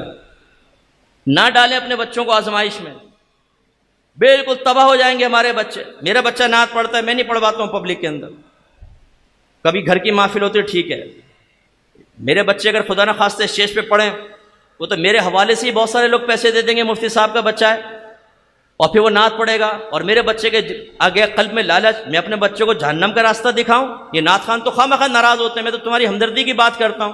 تمہیں پیسہ نہ ملے تم نعت نہ پڑھو، تمہیں اسپیس نہ دیا جائے تمہیں نیچے بٹھا کے نعت پڑھوا لو، تمہارے موڈ آف ہو جاتے ہیں، تمہیں بڑا سا صوفہ چاہیے، علماء ایک سائڈ میں جائیں، دائیں بائیں ادھر ادھر ہٹ جائیں، یہ چوڑے صوفے پر بیٹھیں گے، سید نیچے بیٹھے ہوئے ہیں، علماء نیچے بیٹھے ہوئے ہیں، شرم نہیں آتی تمہیں؟ تم بھی نیچے بیٹھ کے نعت پڑھ لو، ان کے لیے چوڑا صوفہ چاہیے، علماء نیچے بیٹھے، ان کے لیے کرسیاں نہیں ہوں گی، اور ہماری یہ پبلک بھی عجیب ہے۔ میں صرف ضمناً چند ایک بات دو عرض کرتا ہوں، پہلے بھی کر چکا ہوں کئی مقامات پر۔ پہلی بات، نعت خان کی قرآن و حدیث میں کوئی فضیلت نہیں ہے، ان لوگوں نے اپنے مقام و مرتبے خود بنائے ہوئے، خود ساختہ ہے، تو لائیے، میں آپ کو چیلنج کرتا ہوں، لائیے ایک آیت، لائیے ایک حدیث کہ نعت خوان کا بڑا مقام و مرتبہ ہوتا ہے۔ کوئی مرتبہ نہیں ہے، ان کے اپنے بنائے ہوئے ہیں۔ ٹھیک ہے وہ نعت پڑھ رہے ہیں، ٹھیک ہے، لیکن کوئی ان کا مقام مرتبہ نہیں ہے۔ لیکن اس کے مقابلے میں علماء کے لیے قرآن و حدیث کی ہزاروں دلیلیں میں آپ کو دے سکتا ہوں کہ اللہ تعالیٰ نے ان کا کتنا مقام و مرتبہ رکھا ہے۔ آپ کے نبی نے فرمایا العلماء ورثۃ الانبیاء، علماء میں سرکار نے فرمایا کہ علماء نبیوں کے وارث ہیں، ہم ہیں وارثان نبی۔ لیکن حال کیا ہوتا ہے، پیشہ ور نعت خوان آ جائے، مشہور نعت خوان، تو وارث نبی کو اسٹیج سے دھکا دے دیا جاتا ہے، اور اس پیشہ ور جس کی کوئی فضیلت نہیں ہے، جو ڈالر کے لیے پیسوں کے لیے پڑھ رہا ہے، آپ اس کو عزت دے کر ثابت کرتے ہیں بیٹھے ہوئے لوگوں کے نگاہوں کے اندر کہ ایک علماء کی وقت اتنی نہیں ہے جتنی ایک نعت خوان کی وقت ہے۔ آپ اچھا کر رہے ہیں، بروز قیامت آپ کو جواب دہ ہونا پڑے گا۔ دوسری بات، مجھے جواب دیجئے گا ذرا، ثنا خوان کسے کہتے ہیں؟ بولیے، زور سے بولو یار بھائی، جو نبی کی تعریف کرے اسی کہیں گے نا آپ۔ نعت خوان، اچھا نعت کسے کہتے ہیں؟ نعت بولیے، نبی کی تعریف، جو نبی کی تعریف کرے اسے کیا کہیں گے؟ نعت خوان کہیں گے۔ نبی کی تعریف کو ثنا بھی کہہ لیں آپ، ثنا مانے تعریف کرنا، جو کرے ثنا خوان۔ اب میں آپ سے پوچھتا ہوں، اللہ تبارک و تعالیٰ نے قرآن عظیم میں اپنے نبی کی شان بیان فرمائی کہ نہیں فرمائی؟ نعت بیان فرمائی کہ نہیں فرمائی؟ اب یہ قرآن بتائیں کہ نظم ہے یا نثر ہے؟ قرآن شاعری ہے؟ نہیں، نثر کہتے ہیں عبارت جیسے آپ پڑھ رہے ہیں، اور اس کے مقابلے میں نظم ہوتا ہے شعر اشعار۔ قرآن شعر ہے؟ نہیں، قرآن شعر نہیں ہے۔ اس کا مطلب یہ ہوا کہ نثر میں نعت بیان کرنا یہ میرے اللہ کی سنت ہے۔ دوسرا آ جائیں، نبی کریم نے خود اپنی شان بیان فرمائی، نظم میں یا نثر میں؟ نثر میں۔ اس کا مطلب ہے کہ نثر میں نعت بیان کرنا میرے آقا کی سنت کریمہ ہے۔ صحابہ کرام علیہم الرضوان نے نعت بیان کی دونوں طرح، نظم میں بھی نثر میں بھی۔ لیکن اگر آپ ریشو نکالیں، 5% اگر نظم میں ہے تو 95% نثر میں ہے۔ اس کا مطلب ہے نثر میں نعت خوانی کرنا یہ صحابہ کرام علیہم الرضوان کی بھی سنت ہے۔ 1500 سال کے جتنے علماء گزرے انہوں نے نظم میں بھی نعت خوانی کی اور نثر میں بھی، لیکن ان کا اگر ریشو نکالا جائے تو 80% نثر نظر آئے گا، اونلی کو 20% نظم نظر آئے گی۔ اس کا مطلب ہے کہ نثر کے اندر نعت بیان کرنا یہ ہمارے اکابرین کی بھی سنت کریمہ ہے۔ سمجھ میں آ گئی؟ اب آپ یہ کہتے ہیں جی ہم تو نعت خوان کو اس لیے عزت دیتے ہیں نبی کی نعت پڑھنے والا ہے، تو میں یہ کہتا ہوں کہ جو نظم میں نعت پڑھے اسے آپ عزت دے رہے ہیں، اور جو نثر میں نعت پڑھے وہ تو اس سے زیادہ قابل عزت ہونا چاہیے۔ پھر یہ نعت خوان کیوں سر پہ چڑھ گیا؟ ایک عالم کو وہ عزت کیوں نہیں دیتے آپ جو نثر میں سنت الہیہ بھی پوری کرتا ہے، سنت نبی بھی پوری کرتا ہے، سنت صحابہ بھی پوری کرتا ہے، وہ سنت اکابرین بھی پوری کرتا ہے؟ یہ نعت خوان تو ان جیسے نعت خوانوں سے بڑا افضل اور اعلیٰ ہے۔ تو پھر آپ یہ کیوں کرتے ہیں کہ نعت خوانوں کو آپ نے علماء کے برابر کر دیا، بلکہ اوپر لے گئے؟ جو جتنا بڑا آرٹسٹ، اور ان کو آپ دیکھیں گے ان کے گلوں کے اندر سریا ہے، تکبر کا سریا۔ کبھی کسی بڑے عالم کا ہاتھ چومتے ہوئے دیکھا ہے آپ نے ان کو؟ کبھی بھی نہیں دیکھیں گے آپ۔ تکبر، غرور سے بھرے ہوئے، یہ عزت آپ نے دیکھ ان کو تباہ کیا ہے۔ آپ نے ان کی بیجا مسکا پالش کر کے یہ ثابت کر کے کہ جی آپ بہت بڑا کام کر رہے ہیں۔ ارے کچھ بھی کام نہیں کر رہے۔ کیا کام کیا ہے ان لوگوں نے؟ وہی یوٹیوب کی نعتیں آپ کے سامنے پڑھ پڑھ کر، پرانی نعتیں پڑھ پڑھ کر پیسہ لے کے نکل جاتے ہیں۔ اس سے بہتر تو آپ یوٹیوب پہ سن لیں۔ اتنا آپ ٹائم بھی نکالتے ہیں، لاکھوں روپے خرچ کرتے ہیں، کیوں کرتے ہیں آپ؟ اس میں کر لیں نا، علماء کے نعت خوانی کروائیں، علماء کا بیان رکھیں۔ اب اس کی روش کیا چل رہی ہے ہماری کراچی میں؟ خاص طور پہ میں جیسے کروں، ہمارے کراچی میں کئی شادی کی محفل ہوگی، شادی کی تقریب، اس میں نعت خوانی، بہت اچھی بات ہے بھائی، ڈھول ڈمک کا نہیں ہے، نعت خوانی تو ہے، بہت اچھی بات۔ عالم کا بیان غائب۔ یار آپ 1.5 گھنٹے نعت خوانی کروا رہے ہیں، ایک عالم دین کا بیان نہیں کروا سکتے آپ آدھا گھنٹے کا؟ اس کا مطلب ہم نے ذہن بنا لیا ہے کہ جو نعت خوان نظم میں پڑھ رہے ہیں بہت اعلیٰ چیز ہے، اس میں بڑی برکات ہے، قرآن حدیث بیان کرواؤ نہ کرواؤ کوئی ضرورت نہیں، یہ بہت اونچا پہنچائے گا۔ اب بتائیے وہ ریاکاری کے ساتھ پڑھ رہا ہو، کیا اونچا پہنچائے گا؟ لفافہ نہ دو تو منہ بن جائے ان کا، آپ کی محفل میں کبھی نہیں آئے، آپ ان ریاکاروں کو پیسہ دے رہے ہیں۔ ہمیں کوئی دشمنی نہیں ہے، یہ بھی مسلمان سنی بچے ہیں، لیکن جو اب ہم نے ایک حشر کر رکھا ہے نا، جب آخری بس حدیث سنا کے میں اپنا بیان ختم کرتا ہوں انشاءاللہ، کیونکہ اب ٹائم بالکل ہو گیا ہے۔ اس حدیث کو ذرا سن لیجئے تاکہ آپ کو سمجھ میں آئے کہ ہمارا درد کیا ہے۔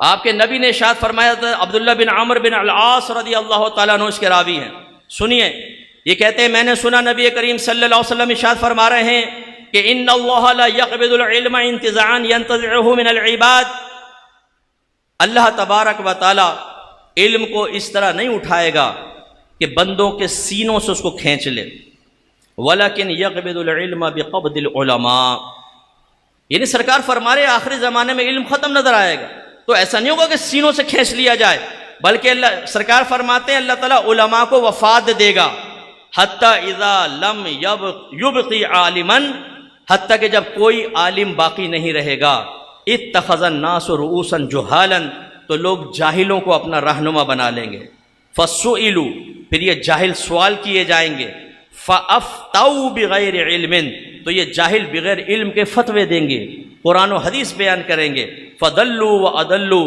تو یہ خود بھی گمراہ ہوں گے، دوسروں کو گمراہ کریں گے۔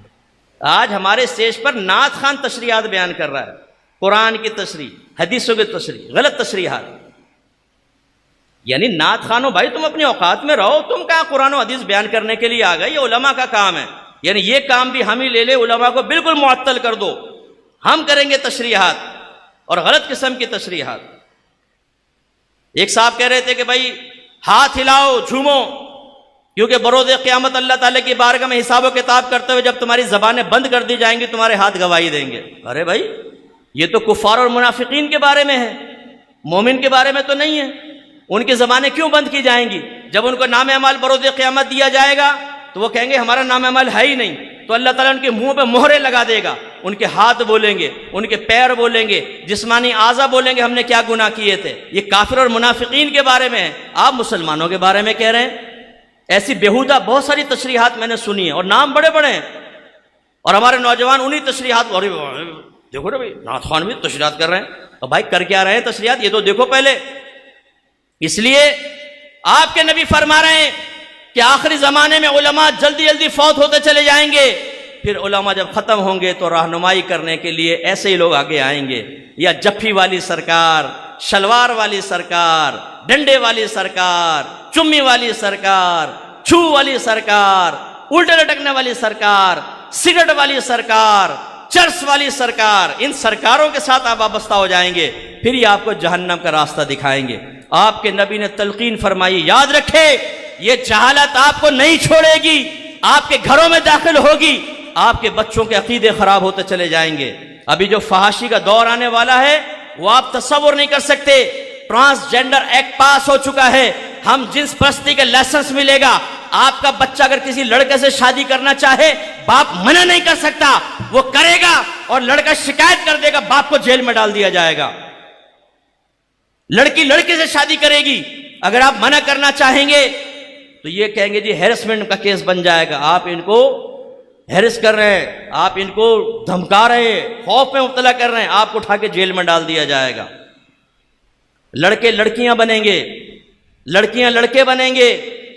علماء کو عزت دینا لازم ہے، یاد رکھیں، علماء بنائیں ورنہ تباہ ہو جائیں گے، لیڈر نہیں بنیں گے، مقرر نہیں بنیں گے، سمجھانے والے نہیں بنیں گے، پھر قصہ گو بنیں گے، یہ نعت خان بنیں گے جو اپنا لفافہ لے کر آپ چرس پیو، موالی بنو، زانی، لڑکی بازی کرو، ان کو کوئی دلچسپی نہیں ہے، پیسہ دو، یہ اپنا کام کر کے باہر نکلے، 4 گھنٹے آپ کے لے گئے، دے کے کچھ نہیں جائیں گے، صرف انٹرٹینمنٹ، آپ خوش ہوں گے، ہاتھ ہلائیں گے، نعرے لگیں گے، ختم۔ آپ جیسے چرسی تھے چرسی رہیں گے، موالی تھے موالی رہیں گے، زانی تھے زانی رہیں گے، کوئی دل میں خوف خدا پیدا نہیں ہوگا۔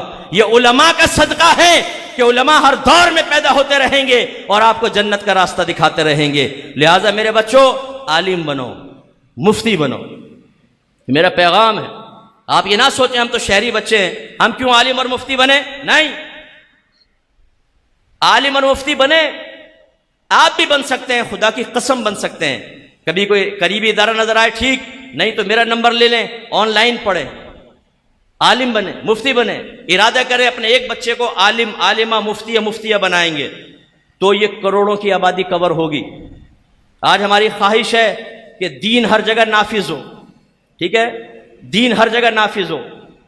دین ایسے نافذ نہیں ہوگا، دین فرد سے ہوتا ہے۔ افراد کہاں ہیں آپ کے پاس؟ قاضی کہاں ہیں؟ آپ کی ایک ایک گلی میں 100 گھر ہیں، ہر گھر کے اندر آپ 2 فرد بھی لگا رہے ہیں، 200 آدمی، 200 آدمی پہ ایک عالم تو ہونا چاہیے جو فیصلے کرے۔ ہیں آپ کے پاس؟ آپ خواب دیکھ رہے ہیں کہ جی ہم دین کو لے آئیں گے، نافذ کر دیں گے، کیسے نافذ کر دیں گے؟ خواب میں کر دیں گے۔ افراد کہاں ہیں آپ کے پاس؟ ہمارے استاد محترم گل احمد عتیقی صاحب دامت برکاتہم العالیہ ایک دفعہ ایک حکمران تھے پاکستان کے، وہ اچھے ریلیشن تھے ان کے ادارے کے ساتھ، تو ہمارے استاد صاحب روزانہ پریشان بیٹھے ہوتے تھے۔ ہم پوچھتے استاد صاحب کیا ہو گیا؟ بھائی دیکھو یار یہ آدمی ہے، کچھ درد بھی رکھتا ہے، تو نظام مصطفیٰ نافذ کرنے کا اعلان نہیں کرتا۔ اچھا بھائی، ایک دن استاد صاحب بڑے گھبرائے ہوئے بیٹھے ہوئے، استاد صاحب کیا ہوا؟ کہنے لگے یار اس نے اعلان کر دیا نظام مصطفیٰ نافذ کرنے۔ میں نے کہا استاد صاحب تو خوشی کی بات ہے، مٹھائی کھلائیں۔ فرمایا نہیں، میں سوچ رہا ہوں کہ اس نے اعلان کر دیا تو ہم وہ افراد کہاں سے لائیں گے جو نظام مصطفیٰ نافذ کریں گے؟ اس پہ ہماری توجہ ہی نہیں ہے۔ آپ کر سکتے ہیں، آپ کر سکتے ہیں، آپ کر سکتے ہیں، آپ سپورٹ تو کر سکتے ہیں ووٹنگ کے ذریعے، افرادی قوت کے ذریعے۔ نفاذ تو وہ کرے گا جو جانتا ہوگا، وہ عالم دین ہے، وہ آپ پیدا کرنے کے لیے توجہ نہیں کر رہے۔ آپ کے لاکھوں روپے کھانوں پر، پینے پر، لسیوں پر، شادی بیاہ پر، نعت خوانیوں پر، 11ویں پر، 12ویں پہ لگ رہے ہیں۔ میں آپ سب سے کویسچن کرتا ہوں، آپ نے اپنے قریبی اہل سنت کے ادارے میں پچھلے پورے سال میں کتنا چندہ دیا؟ آپ نے کتنے طلبہ کو سپورٹ کیا ہے؟ آپ ایسا نہیں کر سکتے کہ آپ ادارے میں جائیں اور کہیں کہ جو ذہین ترین طالب علم ہے اس کے پورے 8 سال کی پڑھائی کا خرچہ میں دیتا ہوں، اس کو عالم اور مفتی بنا۔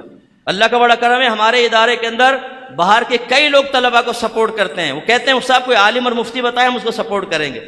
میں جہاں جاتا ہوں علم کی ترغیب دیتا ہوں، اللہ کا میں شکر ادا کرتا ہوں، اللہ تو نے مجھے پبلک کی مرضی کے مطابق نہیں، اپنی مرضی کے مطابق بیان کرنے کی توفیق عطا فرمائی ہے۔ اللہ کا بڑا کرم ہے، لوگوں میں علمی شعور بیدار ہوا ہے، لوگ اپنے بچوں کو عالم اور مفتی بنانے کے لیے تیار ہیں، سپورٹ کر رہے ہیں۔ خدا را آپ بھی کرتے ہوں گے، مزید کریں، عالم بنے، مفتی بنے، بچوں کو بنائیں۔ یہ نہیں کریں گے تو یاد رکھیں بد مذہبیت آپ کے گھر پہ چھائی ہوئی ہے، فحاشی چھائی ہوئی ہے، جہالت قائم رہی، آپ چلے گئے، اگلی 3-4 نسلوں کے بارے میں سوچیں ہوگا کیا؟ اس لیے ہمت کریں اور عالم بنائیں۔ اللہ تعالیٰ سے دعا ہے کہ رب کریم جو کچھ ہم نے سنا اس پر عمل پیرا ہونے کی، خاص مجھ گنہگار کو عمل پیرا ہونے کی توفیق عطا فرمائے۔ وآخر دعوانا ان الحمدللہ رب العالمین۔ یہ کہتے ہیں شب برات والے دن بیری کے پتوں سے غسل کرنا چاہیے، کوئی حوالہ؟ یہ اکابرین کی طرف سے مشورے کرنا چاہیں کریں، ورنہ کوئی ضروری نہیں ہے، کوئی فرض یا واجب نہیں ہے۔ یہ بیری کے پتوں کی بڑی فکر ہے، جہنم کے عذاب کی فکر نہیں ہے ہمیں نا۔ کوئی پرچی ایسی نہیں آئے گی کہ جہنم کے عذاب سے بچنے کا طریقہ بتائیں۔ بیری کے پتے، وہ سورہ مزمل پڑھ کے آٹے کی گولیوں پر وہ سفر کے اندر مچھلیوں کو کھلائیں، جس میں تو بڑی پہنچی ہوئی ولیہ مچھلی ہے نا، کھاتے ہی کہے گی بھائی محمد اکرم نے کھلایا، بھائی اے اللہ تعالیٰ اس کو بخش دے، بخشش کے پروانے جاری ہو گئے۔ یار کیا تم خواب دیکھ رہے ہو بھائی؟ نہ قرآن پکڑا نہ حدیث پکڑی، بیری کا پتہ نہ نہائیں، بیری کے پتے سے کوئی فرق نہیں پڑتا۔ اور نہانے والے کون سے خوشحال ہو گئے، ہر سال نہا رہے، اتنی کرائسس میں کرنے میں منع نہیں کر رہا ہوں، لیکن سمجھا رہا ہوں یہ کوئی فرض یا واجب نہیں ہوتا بھائی جان۔ اور یہ کہتے ہیں کہ دعائے عاشورہ جو کہ 10 محرم والے دن پڑھی جاتی ہے، اس کے بارے میں یہ بزرگان دین سے جو منقول چیزیں آپ یہ عمل کر سکتے ہیں، لیکن فرض یا واجب نہیں ہوتی، ٹھیک ہے؟ پڑھنا چاہیں پڑھ لیں، اور آئینے کے سامنے نماز پڑھ سکتے ہیں، پڑھ تو سکتے ہیں لیکن خلاف سنت اور مکروہ ہوگی، کیونکہ آئینے میں نظر آتا ہے نا اکثر خشوع و خضوع کے خلاف ہوگی، تو پڑھنا مکروہ کہلائے گا۔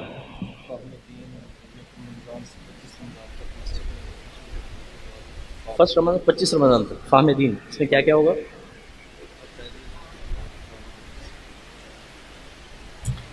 دیکھیں حضرت نے بڑی پیاری بات بیان فرمائی، یہ میرے مزاج کے عین مطابق ہے۔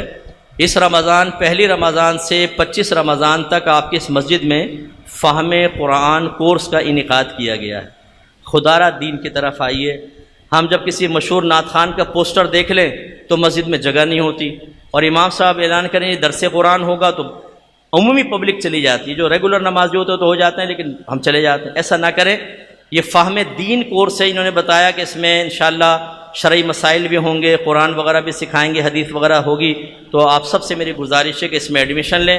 یہ داخلہ فارم ہے انہوں نے بنایا ہے، یہ آپ ضرور اس میں ایڈمیشن لیجئے. باقی پروسیجر یہ بتا دیں گے انشاءاللہ. تو ٹائم نکال کر اگر آپ کا ٹائم مینیج ہو جاتا ہے، اس ٹائم کے ساتھ میچ کرتا ہے، تو ضرور تشریف لائیے. اس کے علاوہ میں گزارش کروں گا، بس 2-3 میں چیزیں عرض کر کے بیان ختم کر دیتا ہوں، یعنی بس یہ اعلان ہی ہے. ایک تو یہ کہ میں گزارش کرتا ہوں کہ آپ کے یہاں تفسیر قرآن ہوتی ہے، آپ ضرور سنیں. اگر کسی کو ٹائم نہ ملے تو یوٹیوب پر میری تفسیر ہے تدبر قرآن، اس کو آپ روزانہ ڈیلی ایک ایپیسوڈ دیکھ لیا کریں. انشاءاللہ جو اصلاحی آیت ہوگی، اصلاحی پہلو، یعنی جو مقصود الہی ہوتا ہے آیات سے، اس پہ توجہ کی گئی ہے. اگر اہل سنت کے عقائد کے اوپر کوئی آیت ہے، تشریحات، اس کو بطور دلیل پیش کرنا، اصلاحی باتیں، تزکیہ نفس کی بات، یہ ضرور آپ سنیے. اس کے علاوہ درس بخاری میرا 10 سال سے چل رہا ہے ماشاءاللہ کیو ٹی وی پر، یہ بھی ڈلے ہوئے ہیں درس بخاری، حدیث قریب بھی آئی ہے. ایک ایپیسوڈ ڈیلی سن لیا کریں، وہ بھی بہت آسانی آپ کو پیدا کرے گا. تیسرا فقہ کا پروگرام ہے احکام شریعت، یہ بھی یوٹیوب پہ ڈلتا ہے، شرعی مسائل کے سلسلے میں بہت معاون ہے. علم دین کی طرف آئیے تو آپ کو بڑا فائدہ ہوگا. اس کے علاوہ فرض علوم کورس اگر آپ کے یہاں ہوتا ہے بہت بہترین ہے. اگر بہنیں کرنا چاہیں یا کسی کو کسی مخصوص جگہ پہ ٹائم نہ ملے، میرا نمبر لے لیں. آن لائن ہمارے فرض علوم کورس ہوتے ہیں، اجتماعی طور پہ گروپنگ میں میل اینڈ فیمیل پڑھتے ہیں. پوری دنیا سے ماشاءاللہ لوگ ان کو جوائن کیے ہوئے ہیں. باہر کے ملک والے بچے، بچیاں، خواتین، ہاؤس وائف، جاب کرنے والے پڑھ رہے ہیں. فرض علوم کورس ضرور کیجیے گا.